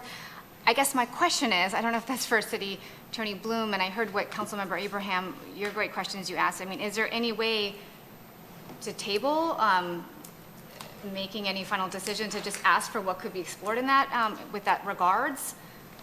Is that something that that is, at this point, that's not something that we can bring up? You have the ability to either approve the cluster development or reject it. Those are very clear. You have that ability. It is possible that if you are looking for some more information, you could continue the public hearing. I don't know if the developer is going to be willing to make any changes or modifications, and that's something that, again, that's, if you wanted to continue it, maybe the developer can give you an idea as to whether or not that's something that's going to be met with resistance or not. And if the developer voluntarily is willing to have that consideration, then it might be something that council could incorporate. Thank you. And just as a follow-up, if that's not an option, I did want to echo what Councilmember Hoyerk just suggested, that we put into the agreement that there is heavy buffering. And maybe that is something that we would welcome more information on. What would that buffering look like? So, Mr. Raisman. Thank you. We cannot, from the table, ask Mr. Michaels to make any modifications to this proposal as part of our consideration. Correct. That's correct, right? Correct. Okay, I just want to make that very clear, unfortunately, at times. Any other questions? Councilmember Hamilton. But we can modify the resolution, and we can approve it with modifications, and then the developer can. Right. We can modify, we can amend any resolution, but we can't change the plan he's already submitted by modifying the resolution. Right, no, I know. But we can add things such as buffering and bike path, things like that, yeah.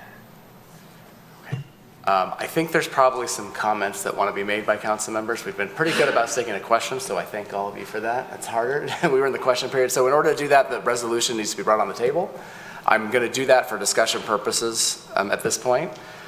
So I will move for discussion purposes E2 preliminary site plan review SPJPLN 2021-0023 proposed Eckford Oaks one family residential cluster, north side of Eckford, west of Rochester, PIN 88-20-15-251-026 and 88-20-15-251-017, section 15, currently zoned R1B one family residential district as printed in the agenda packet.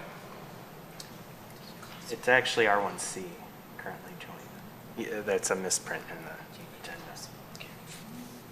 Don't need to, I don't think. I'm sorry, Deb, was that Councilmember Hamilton? It's actually zoned R1C. That's actually. Is there a typo in there?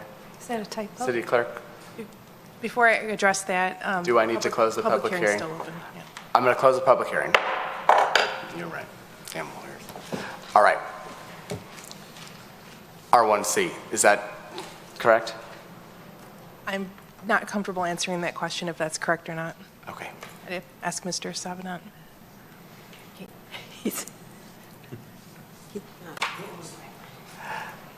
Councilmember Hamilton said that it should be R1C as opposed to R1B. Is that? R1C. Okay.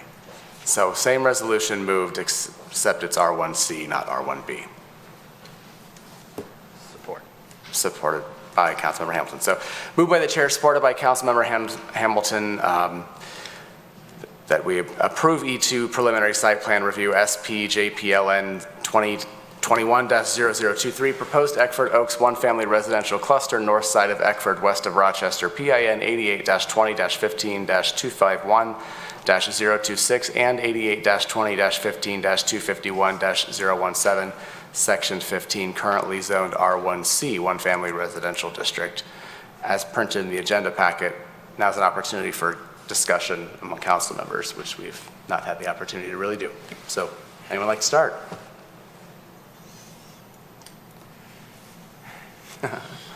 I'll start. I'll start with this. So having our options narrowed a little bit for us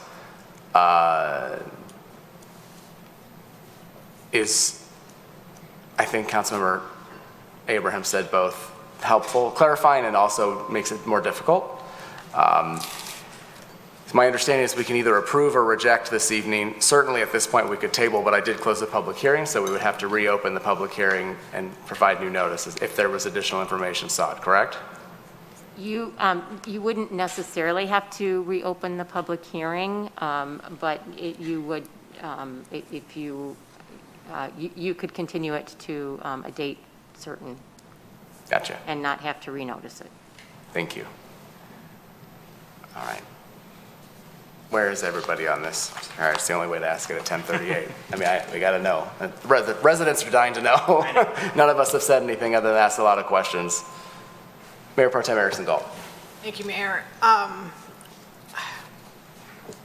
Keeping in mind the advice from our city attorney, tabling it without a specific plan for what it is more that we need to hear or need to do or need to investigate or need to negotiate, I would personally be opposed to doing that, because all of these people have come out here tonight. We're all here. It's 10:30. We're tired. We don't want to have to repeat all of this a month down the road. It's just kicking the can down the road. I agree. This is going to be a hard decision, but I don't see what more we could glean from doing this again a month from now versus just pulling the trigger tonight. So I would oppose tabling. Okay. Would you like to talk about the proposal itself? Oh, well, yeah, okay. To use more polite language, it's a darned if you do and darned if you don't. We have a cluster development that we basically have the right to do a thumbs up or thumbs down. And if we do a thumbs up, there'll be a whole lot of people who are very unhappy, and very unhappy for very good reasons. This development, no offense to Mr. Michaels and his company, is just, you rightfully view this as destroying the character of your neighborhood. I get that. What we're not being asked tonight is whether we can prevent Mr. Michaels from developing or not, or allow him to develop. He has a legal right to develop it. The only question is, how does it get developed? And the parallel plan is not particularly palatable either. And I don't think it really, the parallel plan that would likely happen if we were to deny the cluster development is likely not going to solve any of the problems that you're concerned about. It's probably not going to make a difference in the stormwater. It's certainly not going to make a difference in the traffic. It's not going to mean that it doesn't get paved. It's not going to mean that your neighborhood would remain in the same characters you have now. If we deny the cluster development, there's always a possibility that Mr. Michaels and his company could decide not to go forward with the parallel plan or something like it. However, we can't control that here right now tonight. That's not our decision. Our decision is simply, do we approve this cluster plan as proposed with, some minor modifications such as requiring the bike path and some buffering? Or do we deny it and roll the dice and see what happens? And this is really, I honestly don't know. I'm still trying to make up my mind which way I'm going on this. So I'm really having a hard time with it because, as some of you pointed out, when I ran in 2019, one of our issues was preserving green space. And the development of this parcel, legal though it might be, kind of defeats that whole purpose of what we hoped to achieve when we ran. But the frustrating part of it is by denying the cluster development, we're not preventing development of the parcel.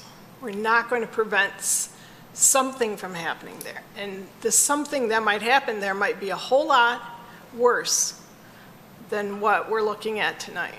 So I'm very torn. I don't know. I guess I'd like to hear what everybody else has to think, so. Under no obligation to state which way you're voting. We should always make that a reminder. Many times we in our discussion state which way we're going to vote. We don't have to. Just keep that in mind. It's about discussion, not stating your case. Councilmember Hamilton? I'll go next. Pretty much like exactly like you read my mind with what you said. But I look at what are the benefits of the cluster. We save 3.5 acres of the 8.7 acres in perpetuity with an open space preservation agreement that saves it forever. We get a bike path that will give the residents of Eckford access to a massive city wooded land that will be preserved in perpetuity and that will connect to our entire regional trail system that we're trying to develop for the whole city. I'm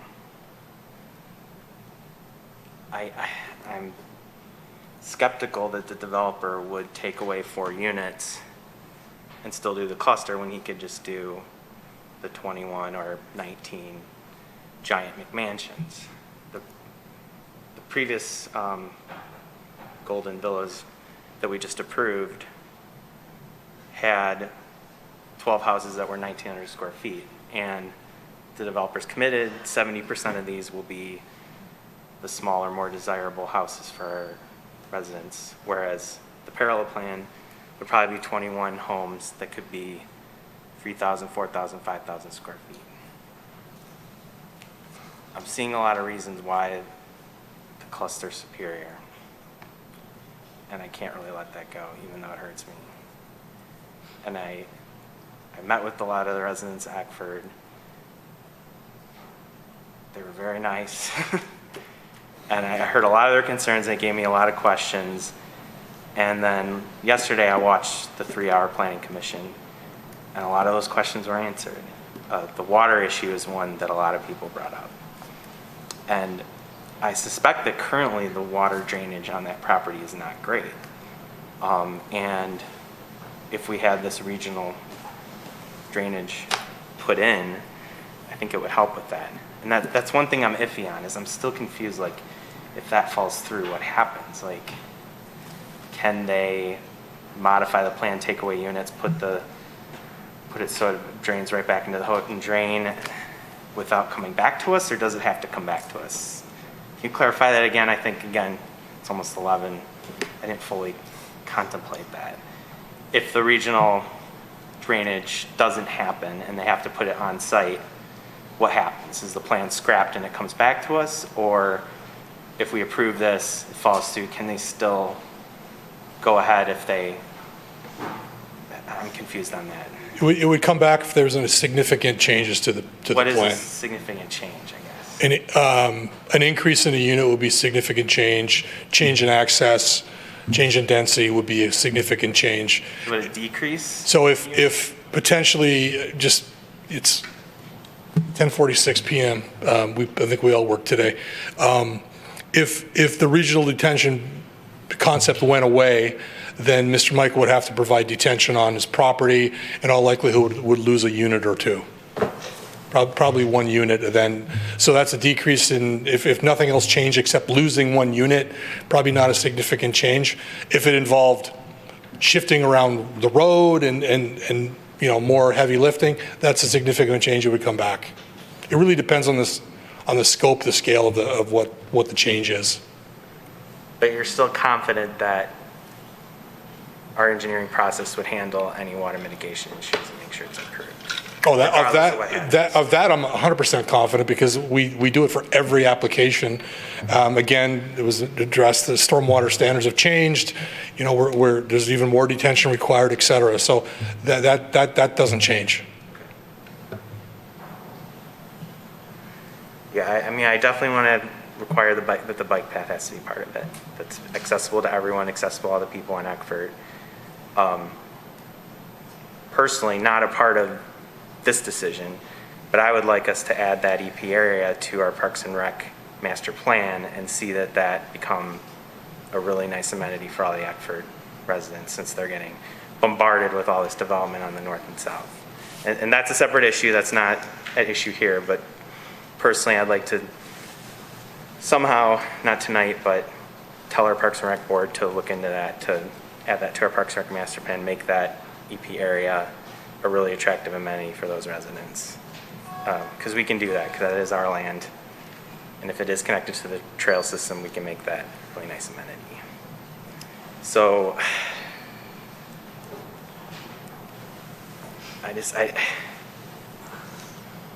which decision, if I go to sleep tonight, will I sleep better? I feel like the benefits of the cluster are better than if we said no. And I think rolling the dice is too risky, that something worse would happen. I don't think 22 units will happen because the economic incentive won't be there for the developer, and he'll probably just do the parallel plan, which will butt the houses up against the edges, destroy way more trees. We're saving half of the trees with this plan. And I don't think it really affects the traffic situation. I would like to look more into what we can do to help with traffic mitigation on the street, especially if we build the trail and pathway system through there. I'd like to add stop signs, maybe speed humps. I know I get pushback on that, but I'm still into that. But I'd like to make, since this is going to become part of our trails and pathways, and to the resident who mentioned, is this going to be a trail and pathway to nowhere? No, we are definitely going to add this to our trail and pathway master plan. We've already had plans that were kind of going through this area, and we couldn't really get it just right. So it'll definitely be connected to all the trails throughout the city. That's the end goal, and that's going to happen very quickly. I think that's where I'm at right now. So I just appreciate that, David. A little bit of out thinking. I just want to clarify very quickly, is it maybe about the trails? I don't, that was, yeah, that's not that issue I here. don't want to give anyone pause for. Maybe I could save that for council. Councilmember Hoderick. Thank you to the residents for coming out, for being so considerate and heartfelt with your comments. I've been on council now for 9 years, and these decisions, these issues are my least favorite part of this job.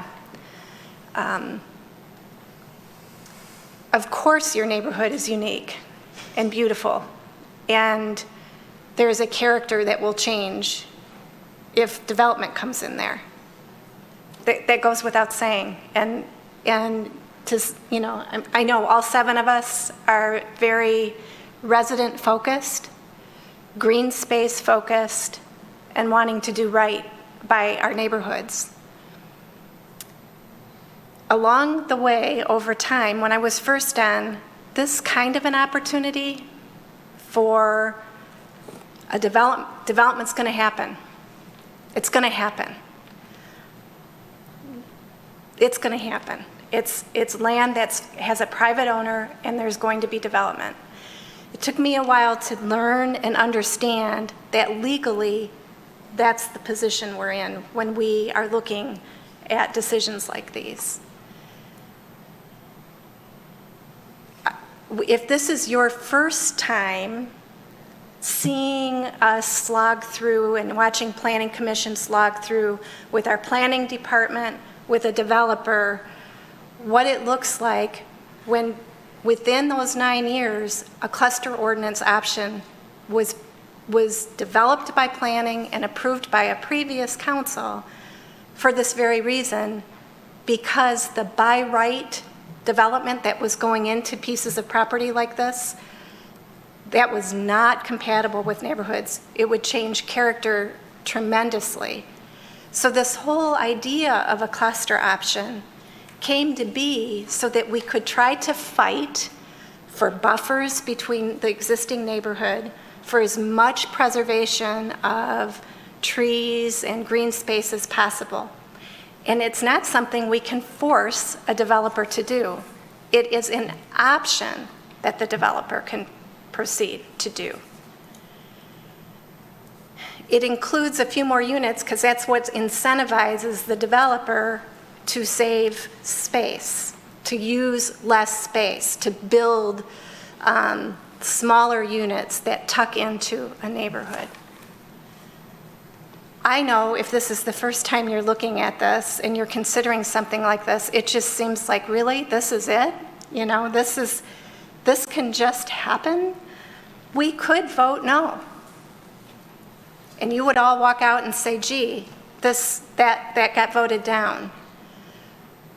But what I've spent a great deal of time doing is thinking through, is that really what you want?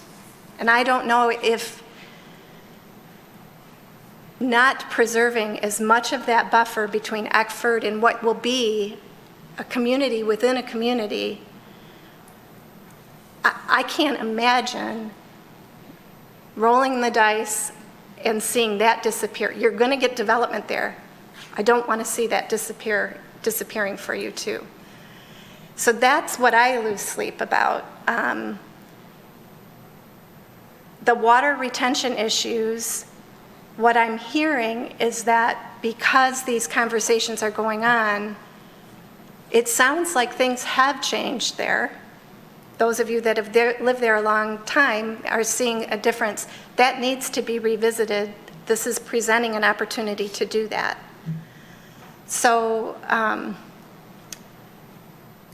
you know, since I've been on council, when I travel, when I go to other cities and other communities, I look at places. We'll be in neighborhoods and I'll think, gee, this is something I wish developers would bring this kind of idea to us. And those, you know, there's just these little, we're almost built out as a city. What are we, like 98% built out now? So it is these little swaths of land. The townhomes that have gone in, that the residents have not been happy with. We wanted creativity. We wanted this type of housing stock. We have people looking for this. People who live in Troy who want to downsize from the bigger homes to this type of housing stock.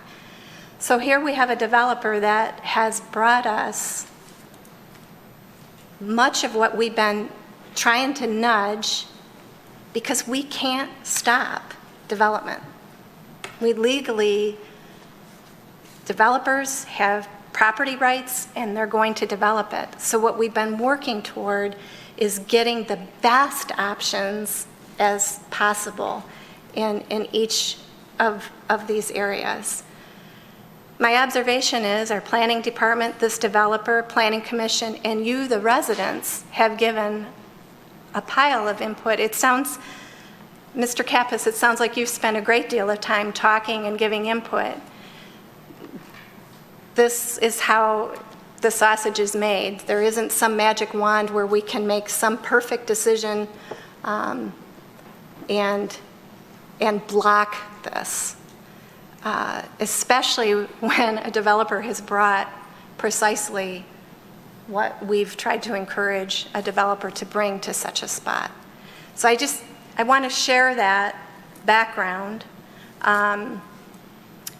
When we have voted no on developments and where we've had an opportunity to do that, if it's a rezoning, it is a roll of the dice, because developers can then sue and a judge can decide exactly what's going to go in. So these are the kinds of experiences we've had from the table, trying to represent our fellow residents to the best of our ability and come up with the best decisions that we can. Maybe not the perfect, maybe not exactly what everybody would want, but given the laws and property rights, our master planning, everything that comes to factor into it, we get to the best place we can get. At the risk of people hating me and hunting me down in my own neighborhood, my observation is that's where we've gotten here. It's pending what that looks like when they actually dive into, if we were to approve this, and we haven't voted, I do not know how my fellow council members are going to vote. But if it were approved, then the devil's in the details of the engineering.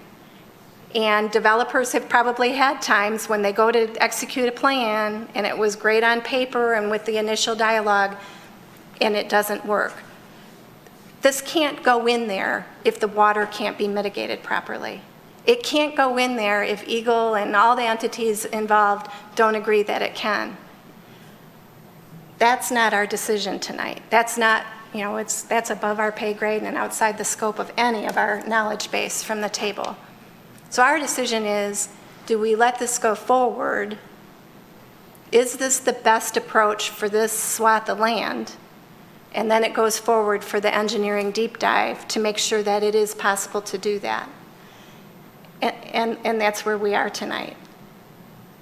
These are really difficult decisions. Do not think for a second that we haven't spent time in your neighborhood, that we didn't, it probably can seem so capricious for this to proceed, but there's been years of thinking of how to actually try to manage this to the best of our ability. And I guess I just wanted you all to know that. There's a lot of thoughtfulness. Staff got creative here, hearing issues about water, throwing out an idea at how we might do this better with a joint. These are actually the kinds of conversations from my perspective after watching this for years that I'm glad to see and hear. And I know that probably sounds crazy to someone living on that street who doesn't want this to go in at all. But that's just another perspective and context for you. In that regard, I guess I'll be the brave one at the table to say, much as the Planning Commission did that night, and I appreciated the dialogue and the thinking that they went through, I find myself thinking yes is the least intrusive option for your beautiful place, your beautiful neighborhood. It's a yes with the buffer of evergreens that you offered, right? Just to clarify, City Attorney, he offered, based on a question. I would want that added in. And the bike path. And encouraging looking at speed mitigation. We don't need to come up with the specific solution because it might not be the best one from this table, but looking at speed mitigation, given that roadway goes to a school. And yes, when you live in Troy, people have figured out how to cut through. I totally appreciate that. So that is in order. That's my thoughts. Can we do an amendment then? Get that on? I think we should all speak before we make any amendments. But thank you, Councilmember Hoderick. Appreciate the perspective and the history, as always. Councilmember Chamberlain-Crainga. Thank you, Mayor, and thank you to Councilmember Hoderick. That's a great perspective. Well, just to say to the residents, I came in thinking I knew where I was on this. I spent time in your neighborhood this weekend. I went out with my son. I listened to that long 3-hour Planning Commission meeting, which at points it was riveting. I mean, it's actually, it is fascinating, the conversation and the detail that goes into these decisions. And hearing you all, it's so hard. It is a really hard decision. And so what I'm doing right now is just going back to the facts for myself that I had to glean from going out into the neighborhood, from listening to that Planning Commission meeting, and also listening to my colleagues as well. And so what I want to just share, it echoes some of what has been said, and I wrote notes because this is what I really took this seriously. And so I just want to share some of the things that, to me, is the information that is helping me to try to work through this decision. And to be clear, I don't believe I need any more time.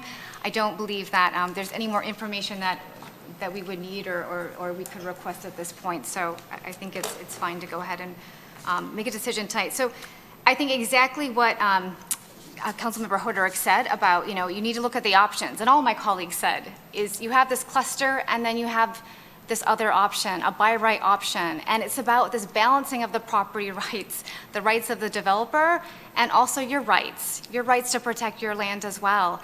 And that we can't, it's not one or the other. I wish I could make,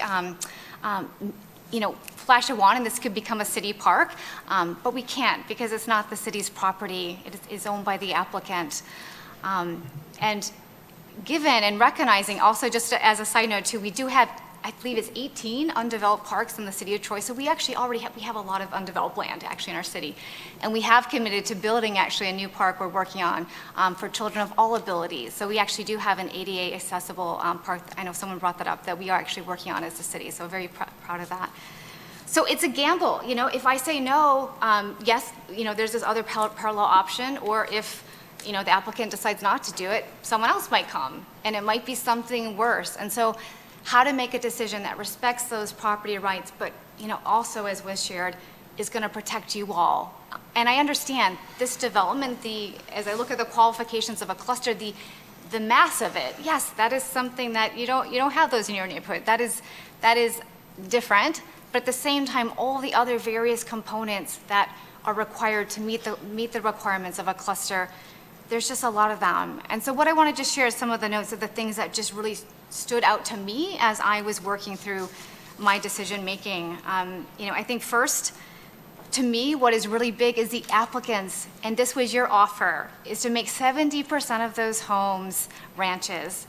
That is something we've often asked as council, like, you know, could we ask, you know, and as I'm learning tonight, you know, these are things we can't ask the developer on the spot, but we've not had, in my history and what I learned in Planning Commission, no other applicant, I believe in the history of Troy, has actually said, I will agree to make 70% ranch homes, which is to address some of this missing middle, empty nester housing.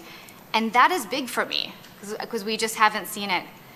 I think the other thing is that there are portions of the cluster development that will be hidden with that wooded area. And I understand the residents, you know, you have these 3-4 homes in the front that, you know, you wish there could be something. But I think my colleague is right that it's likely the business case for our applicant, it wouldn't work, you know, but I think buffering, there are other, what we can do, and I know, and it was suggested by the applicant, is there are opportunities to buffer and help protect that area for you all as you drive by there. I think third, the fact that these are craftsman-style ranches, I actually think that would be lovely in terms of that area, the very wooded area. And there's a lot of ranches on that street, so I feel like there is something about that style of home that actually kind of fits, and that craftsman style that I actually think would be quite lovely. Again, as opposed to big mansions and something else that could be very towering, and that, you know, they would not be hidden in any fashion in that case. I do think this better protects the wetlands, the floodway, woodlands, saving half the trees, of course, as we've talked about that. And you even get a bike path. And so that was the other thing that was really attractive to me that I've not seen in a development, and really creative, as we've all said. And I would love to make sure that that's written in decision. 6, the water issues. I think the takeaway, I'd heard in the Planning Commission that, you know, we may see an improvement on the property, but I guess that's not something I should say, that things will not get worse and you will not be impacted. And what we're hearing is the project can't go forward if it is. And I have so much faith in our amazing city staff that I can't say no to that, because I believe in what they're doing. I believe in their, and the amazing consultants they're working in. So if they say that, I trust that. I can't say no to that. We have an amazing city staff that we work with. And I trust also they recognize the standard we need to meet amid our kind of changing environment. The 7th thing I wrote down is, again, I mentioned this applicant agreeing to make 70% of the homes branch, you know, addressing empty nester housing. And I think lastly, we need to remember the types of folks that we want to attract into these homes. Empty nesters, I don't think these are going to be in race cars speeding down the road. Those are the other folks who are using that as a cut through. So some of the issues I know you've raised around the water and around the traffic issues, again, I don't think this development, yes, you're going to have some new neighbors on the street, and yes, that's not insignificant at all. But I want to believe that they're going to want to be your neighbors, and they're going to want to respect you all, and they're not going to be rude. And I believe that there can be some great traffic mitigation efforts that we can make. So in summary, I think if I voted no, I'm not sure that we would solve the issues, some of those issues that you've been raising. And I'm not sure that I would best protect you, as my other colleague said, because there's no guarantee of what ounce. Well, we do see the parallel plan, but even something else that might go in there. And so I do feel, based on some of that the best way that I can in my decision-making to protect the beauty of this neighborhood is to consider this option, this cluster proposal. Thank you, Councilmember Chamberlain Craig, for good bullet points. That helps with the facts. Appreciate that. Councilmember Brooks. Thank you, Mayor. I'll be brief because it's 11 o'clock and I know everyone's tired. But first of all, I want to thank the residents for all coming out. Your testimony is compelling, and we really obviously have taken it to heart. We have listened to everything that you have told us. We have visited your neighborhoods. And I agree with you. There is a unique character to your neighborhood. It feels very rural. It's a beautiful neighborhood. I think for us, what it really comes down to is what the question before us. And as Attorney Bloom had said, whether we approve or deny the cluster development. And if we approve it, we know kind of what we're getting. We see, the proposal before us. If we deny it, it's still going to be developed. And that's the difficult thing. It's not that it's not going to be, the question is not, whether it's going to be developed or not developed. It's going to be developed either way. It's just whether or not we can help to protect that green space. And I think that what really compels me to be in support, I think, of the cluster development are a few things. Number one is that it's protecting 45% of green space. If we don't agree to this, you're looking at potentially zero protection. They can develop the entire space. Also, the other thing that is compelling as well is 70% ranch homes, and the fact that they have agreed to a smaller type of lot that we are really looking for in our city. And these are the kind of homes that are in high demand and that people are requesting. And so the fact that they have committed to that, I think, is very compelling. I think that also it's beneficial that we're looking at a bike path. We're looking at, he's agreed to buffering, and there's going to be more protection and more, I think, less visibility, hopefully, so that it can help to preserve the character of the neighborhood that you so love. So those are kind of my thoughts. Obviously, I agree with my colleagues, and I just want to keep it brief because it's late. So. Thank you, Councilmember Brooks. Councilmember Abraham. Thank you, Mayor. I too will strive to be brief since I've been awake since 5. A resident had mentioned in his or her comments earlier that the outcome of this is inevitable. And I would have to, I can understand why that comment was made, but walking into this meeting, I thought it was anything but inevitable. And I say that because this council has actually denied cluster developments in the past. It has not been a 100% success rate. And in some of those cases, what got denied, the builder did come back and build by right what he could. And I think maybe in one instance, they might have retooled the plan and it came back as a cluster development. So there isn't any certainty, I'll say, coming into these type of decisions. And I say that because not only has this become a discussion on this particular property, it feels like it's also discussion on how our local government works and the things that we need to consider coming into these type of decisions. If this were inevitable, we wouldn't have spent an hour and a half asking questions. We wouldn't have spent an hour and a half having this dialogue. This isn't performance theater to any of us. What you're seeing is legitimate and authentic conversation. And it's conversation that has to happen at the table. I cannot have dialogue with my colleagues here at the table. It would be a violation of the Open Meetings Act if I were to have these conversations one-on-one with each council member. There's nothing inevitable about this.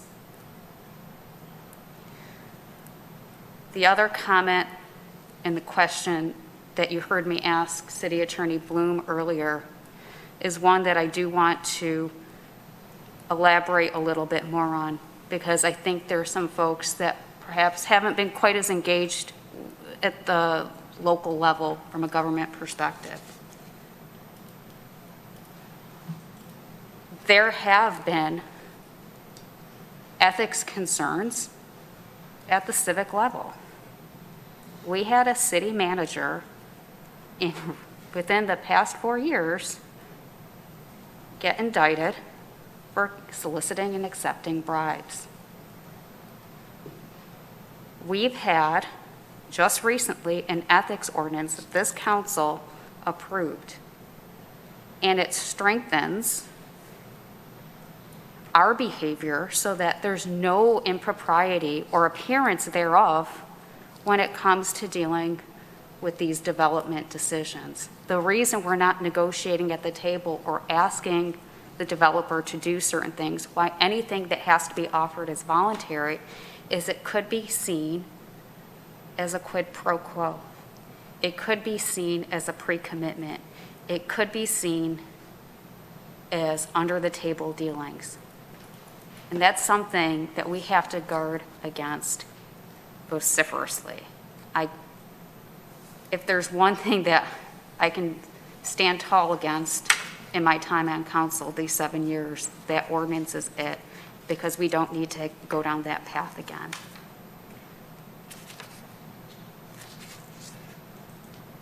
I'm going to direct comments more closely related to clusters now. We have had cluster developments that have been right off of Main Road. We have had ones that have been more embedded in neighborhoods.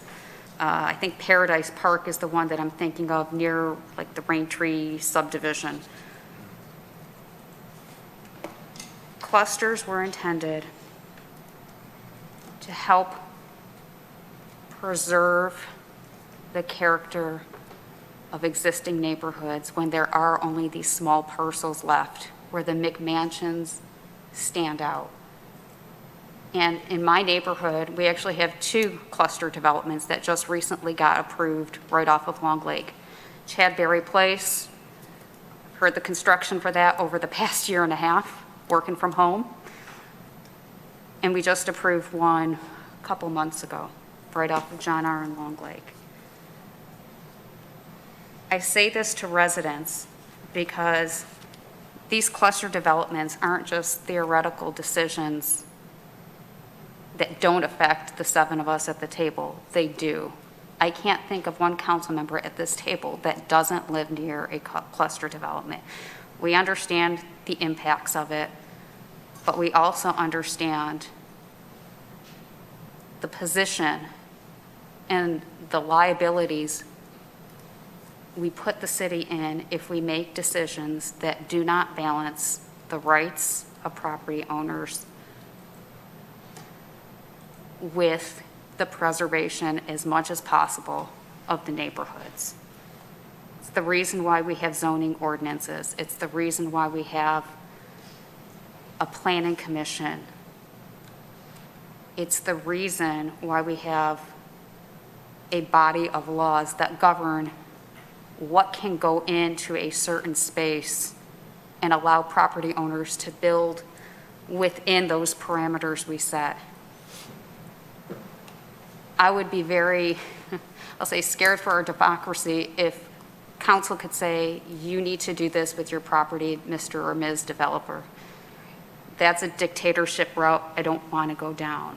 What we can do here as a body, as a council, is come up with zoning ordinances, a master plan that balances all these rights as best we can, because the city will develop. What we have the responsibility to do is develop it in a way that best meets everyone's needs. There is no cookie cutter recipe to get to that balance. I think this is probably, 10th, 12th cluster development. Each one has been extremely unique. I can't say there's 2 that have been similar. There are no cookie cutter solutions to get to a vote.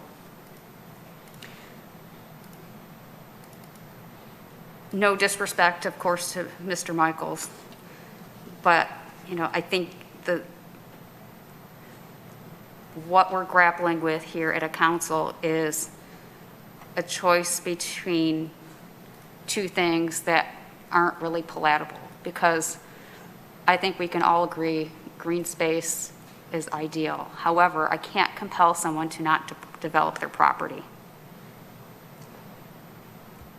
I can't compel anyone to give up land outright or just their rights to develop it.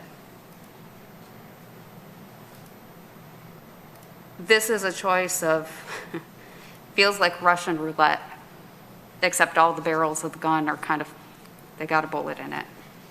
Perhaps that's not the best analogy, given where we are in society these days.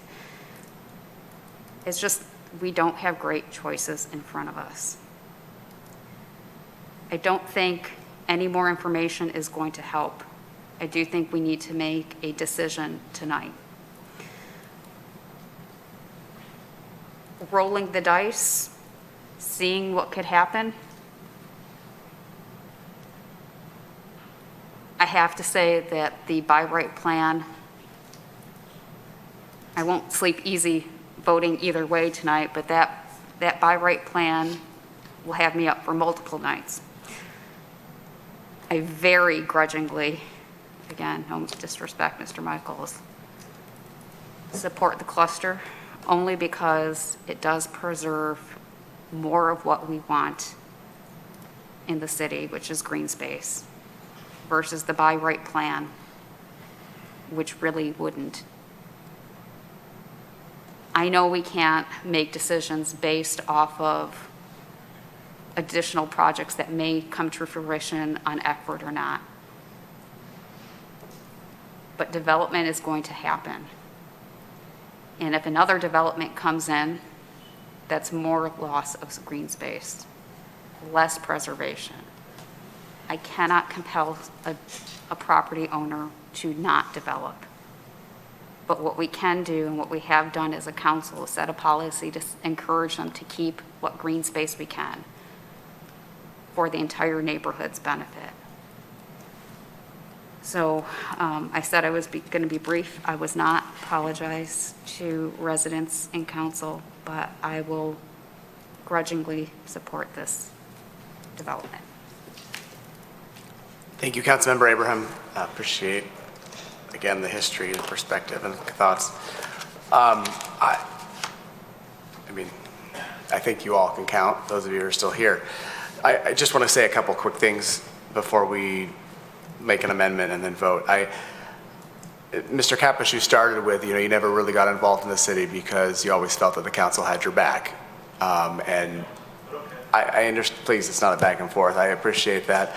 I thought a lot about that throughout the whole conversation, and I think the argument by several of us tonight will be, well, this is having your back, and we can all try to be cute and make you feel like and believe and like us more as a result. And I understand that where we're coming from tonight isn't going to make anyone feel that way. But I will say that 4 years ago, this conversation would have ended 2 hours ago, and it would have been approved by the previous council without any heartfelt commentary or discussion, Right. without asking questions, without giving residents an opportunity to compile their minutes to be heard in one fell swoop.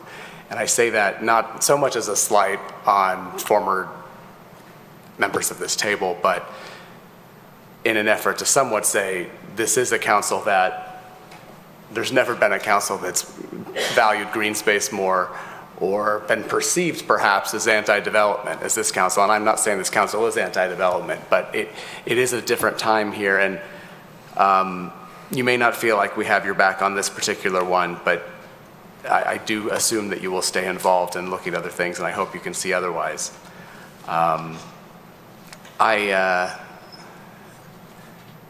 I don't know, because it's late, I feel like saying things like, yeah, this sucks. It sucks for you guys, way more than it sucks for us. It's hard for us, but it sucks for this neighborhood.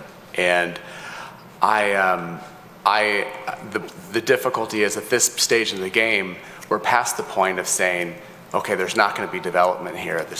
We'll make these parks. We'll buy up this land with city tax dollars. We can't do any of that at this point. We can't rezone and stop these things from happening. We'd get sued. We'd get sued by Mr. Maniaci of Mondrian. We'd get sued by whoever just bought the Goodman property to the north of your property. I mean, we can't make those decisions now, and that's the unfortunate thing. If I thought for a minute that I could vote no tonight and it would preserve your neighborhood, which is a beautiful neighborhood, and yes, a gem of our neighborhood because it is like being in the country, but 3 minutes from civilization, I would look at it that way. I'll tell you, I still want to vote no because of that. It breaks my heart to see those of you that are still here so disappointed and so upset. Mr. Potter, you just moved to the neighborhood and you're thinking, what is going on? This is the first time you've ever heard or seen any of us, and I can only imagine what you're thinking. Mr. Hetner, I feel pained by what you talk about quality of life when we're here trying to focus on quality of life, and also the signage that says open space preservation development. Conceptually, that was an idea of saying, and I've talked about this a lot, it was never meant to be a switcheroo. It was to say, hey, we're trying to preserve some open space here because otherwise all these trees are going to get cut down. But it's interesting how perception is, and so that rips me apart too. I'm saddened that Mr. and Mrs. Duda walked out during Councilmember Brooks's thoughtful comments because I think that does a disservice to everyone as well.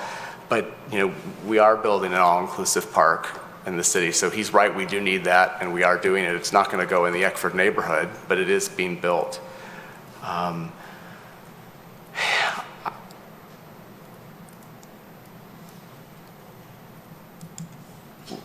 of my colleagues have said things that make sense, and all of them, we've all said the things that you all thought we would say at certain times, and yes, I agree. I don't like it when someone says, "Oh, but look at the other plan. It's going to be so much worse. So we better go with this cluster." Well, that does sound like a dirty way of playing the game, but it truly isn't. It's the reality of it. And maybe Mr. Michaels couldn't build that other plan as drawn, but somebody else might try, and somebody else will get something approved. I mean, that's the reality of it. And I do think these smaller ranch homes are something we've been begging developers to come to the table with. I can't tell you how many times I've asked a developer, hey, how about some ranches in here? We would love to have ranches, and they always say the same thing. It's not economically feasible for us. It doesn't make sense. We can build up, they make more money. So I'm thrilled to see the 70% as part of it. I know it doesn't mean much to you. It doesn't really matter. I do hope that, assuming this gets approved and these get built, and that you will at some point at least appreciate the difference of having a ranch, 70% of them being ranches versus 4,000 square foot semi-ugly McMansions that have cleared most things, because that's what gets built a lot, and you know it and you see it throughout the city.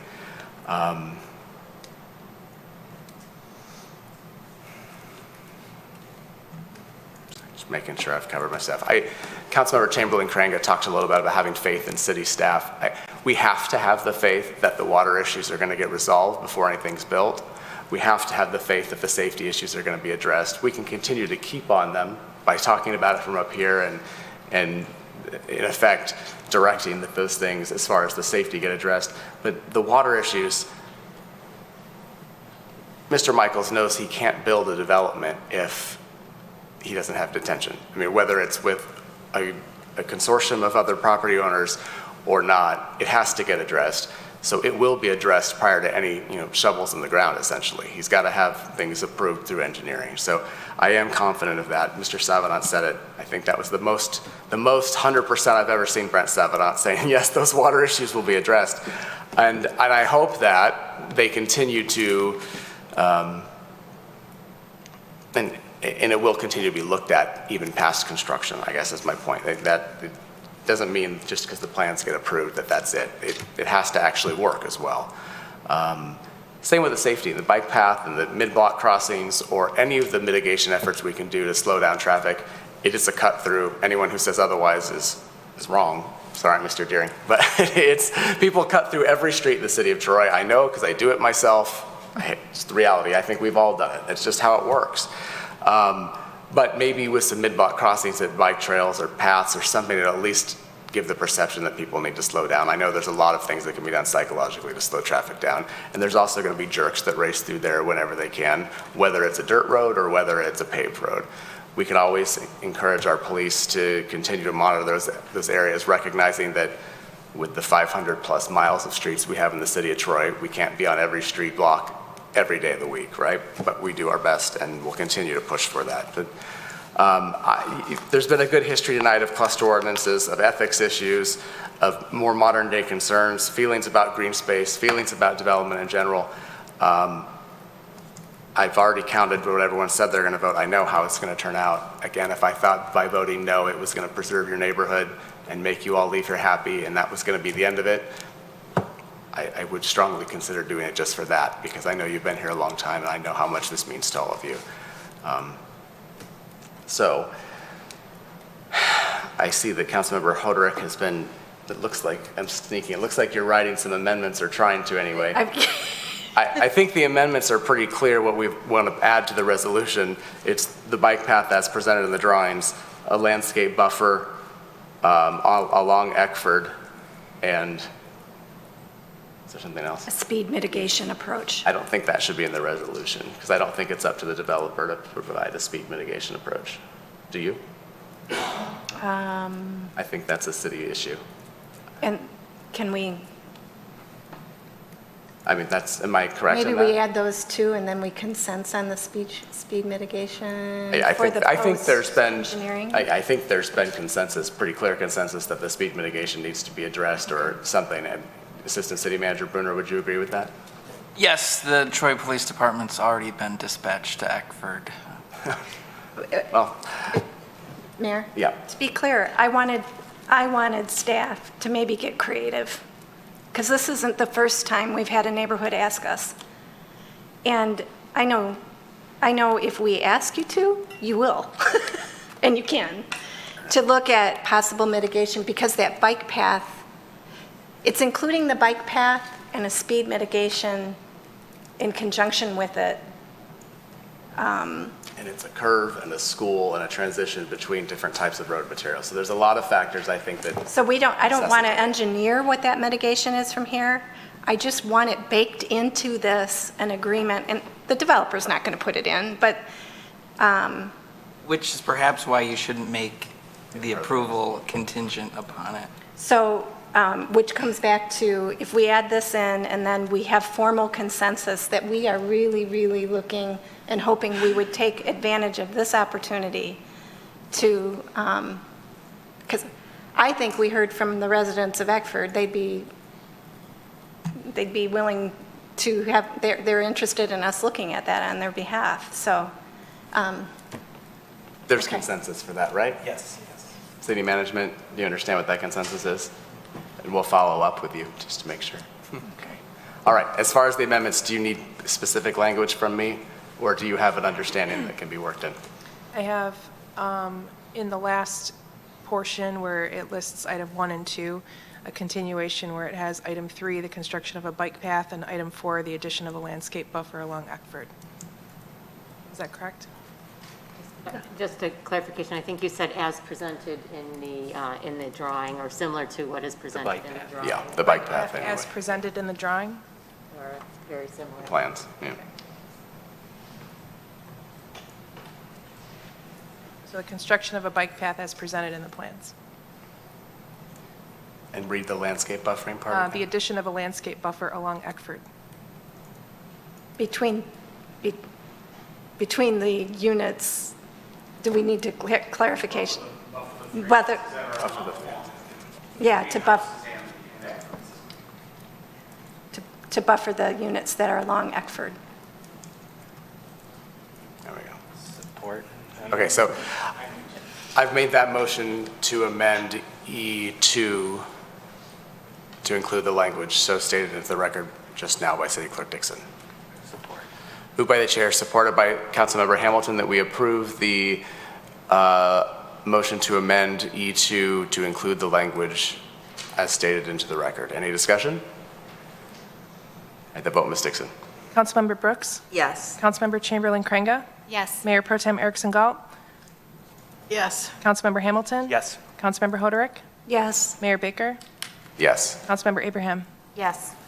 Motion carries. Now we'll go ahead and do the vote on the amended E2. The vote, Ms. Dixon. Councilmember Chamberlain Craig? Yes. Mayor Pro Tem Erickson Galt? Yes. Councilmember Hamilton? Yes. Councilmember Hoderick? Yes. Mayor Baker? Yes. Councilmember Abraham? Yes. Councilmember Brooks? Yes. Motion carries. We're going to take a 5-minute recess. I will say it was enjoyable.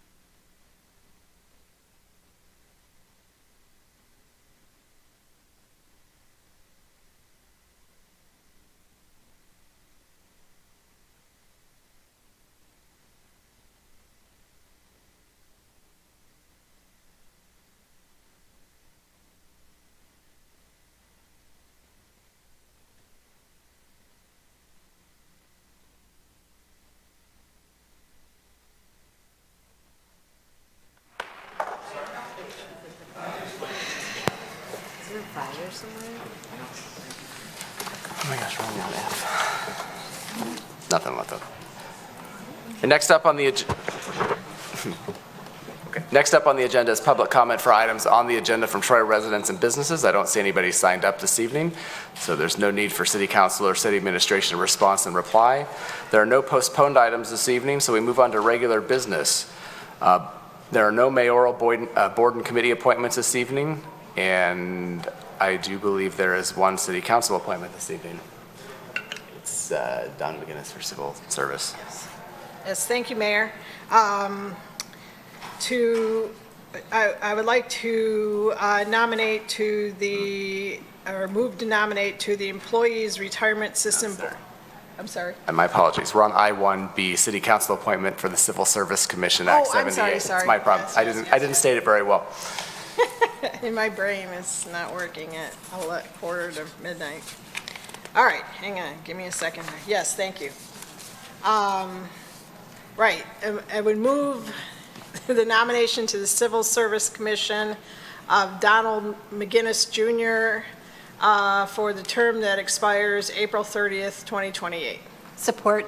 Moved by Mayor Pro Tem Erickson Galt, supported by Councilmember Hoderick, that City Council confirms the appointment of Donald E. McGinnis Jr. as the Police and Fire Rep to the Civil Service Commission, Act 78, for the term expiring April 30th, 2028. Any discussion? Vote, Ms. Dixon. Mayor Pro Tem Erickson Galt? Yes. Councilmember Hamilton? Yes. Councilmember Hoderick? Yes. Mayor Baker? Yes. Councilmember Abraham? Yes. Councilmember Brooks? Yes. Councilmember Chamberlain Kringa? Yes. Motion carries, and we thank Mr. McGinnis for his continued service. That concludes I-1 Board and Committee appointments. We move on to I-2 Board and Committee nominations. I have no mayoral nominations this evening, so I'll turn it over to Mayor Pro Tem Erickson Galt for City Council nominations. Thank you, Mayor. I would move the nomination to the Employees Retirement System Board of Trustees and Retiree Healthcare Benefits Plan and Trust of John Foster for the term expiring December 31st, 2024. Support.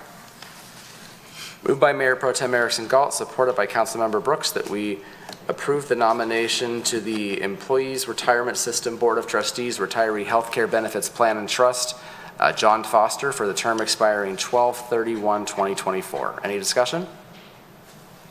The vote, Ms. Dixon. Councilmember Hamilton? Yes. Councilmember Hoderick? Yes. Mayor Baker? Yes. Councilmember Abraham? Yes. Councilmember Brooks? Yes. Councilmember Chamberlain Kringa? Yes. Mayor Pro Tem Erickson Galt? Yes. Motion carries. And to the Liquor Advisory Committee, I would move the nomination to reappoint David Haight to the term expiring January 31st, 2025. Support. Moved by Mayor Pro Tem Erickson Galt, supported by Councilmember Hamilton, that we approve the renomination of David Haight to the Liquor Advisory Committee for the term expiring January 31st, 2025. Any discussion? Vote, Ms. Dixon. Councilmember Hoderick? Yes. Mayor Baker? Yes. Councilmember Abraham? Yes. Councilmember Brooks? Yes. Councilmember Chamberlain Kringa? Yes. Mayor Pro Tem Erickson Galt? Yes. Councilmember Hamilton? Yes. Motion carries. And finally, to the Southeastern Michigan Council of Governments, I would move the nomination of Mark Adams as the alternate for the term expiring November 13th, 2023. Support. Moved by Mayor Pro Tem Erickson Galt, supported by Councilmember Hoderick, that we approve the nomination to the Southeastern Michigan Council of Governments, SEMCOG, Mark Adams as the alternate for the term expiring November 13th, 2023. Any discussion? Vote, Ms. Dixon.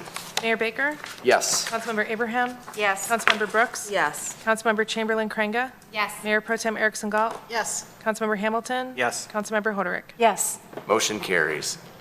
That concludes board and committee nominations, city council nominations this evening. There's I3's closed session request. There isn't one this evening. So we move on to the consent agenda. Would anyone like to pull an item from the consent agenda for further discussion? Councilmember Abraham. I'd like to move all items on the consent agenda as printed. Support.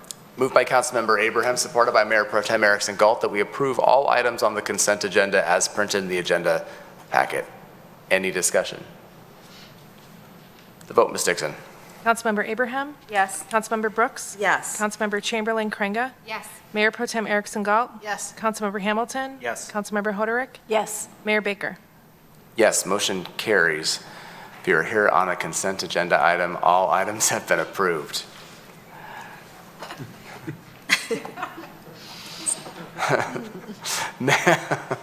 Next up are memorandums and future council agenda items. K1, there's no announcements of public hearings, but K2, memorandums, there is an announcement. Chapter 49, Mobile Food Vending Units Ordinance and request to amend Chapter 60, Fees and Bonds Required. Looks like that'll be up at our next council meeting. Looking for feedback as always, City Attorney Bloom? Absolutely, Mayor. We would love to get commentary from council members and also members of the public as to this new ordinance that is being proposed. Can I actually make a request? I'm assuming usually these are, you do a deep dive at other communities and how they're handling things. Well, you don't have to confirm it now, but can you be prepared to discuss how other municipalities are handling this issue? Yes, a lot of that work has already been done. I'm sure it is, okay. I actually, for some reason, this is the first thing I read on this agenda packet this time, so I feel very good on this one. All right, appreciate that. There's no public comment for items not on the agenda from Troy residents and businesses, as no one has signed up, so no need for reply. We have no council referrals this evening. So we're on to reports. Would anyone like to speak on any of the reports this evening? All right, seeing none, we will move on to council comments. No one wants to say anything? It's been quiet tonight. I'll also say a quick thing. Stage Nature Center had a great 5K race yesterday. Appreciate all the hard work that all of their volunteers and board members and city staff and council members who support, residents who support, the runners, the walkers, the people that care so much about our Stage Nature Center. You know, we hear a lot about the value of green space and gems in our community. Definitely the Stage Nature Center is one of them. So thankful to be the only one on council who ran, so that means I came in first yesterday. You know, we joke about that. And it was nice to see Councilmember Chamberlain Krenga show up in church clothes, so I knew she wasn't running. So anyway, good to see a couple of you there. It was she would have beat me even wearing the church clothes, but thankfully we didn't have to go there. The other thing I wanted to just mention, and I have no idea what's happened since we've been here for the past 4 hours, but there was a fire at Somerset Collection earlier this evening, and everything I've heard was that our Troy Fire Department first responders did an outstanding job, and I heard that straight from Nate Forbes and Linda McIntosh at Somerset. They were very thankful. Linda called our fire department rock stars, and Nate said you were all jolly on the spot, which I thought was kind of funny because he's not British, but it sounded very British. But we appreciate that there was no injuries to anybody and that our fire department did work so hard and so quickly, and everyone coordinated so well. It's a different kind of gem in our community, Somerset is, but it is definitely an important part of our community. So thank you to all of you who played a part in that as well. I think that's it for comments from me. Well, there's no public comment for items not on or not on the agenda for members of the public outside of Troy, and we have no closed session this evening, so we are adjourned.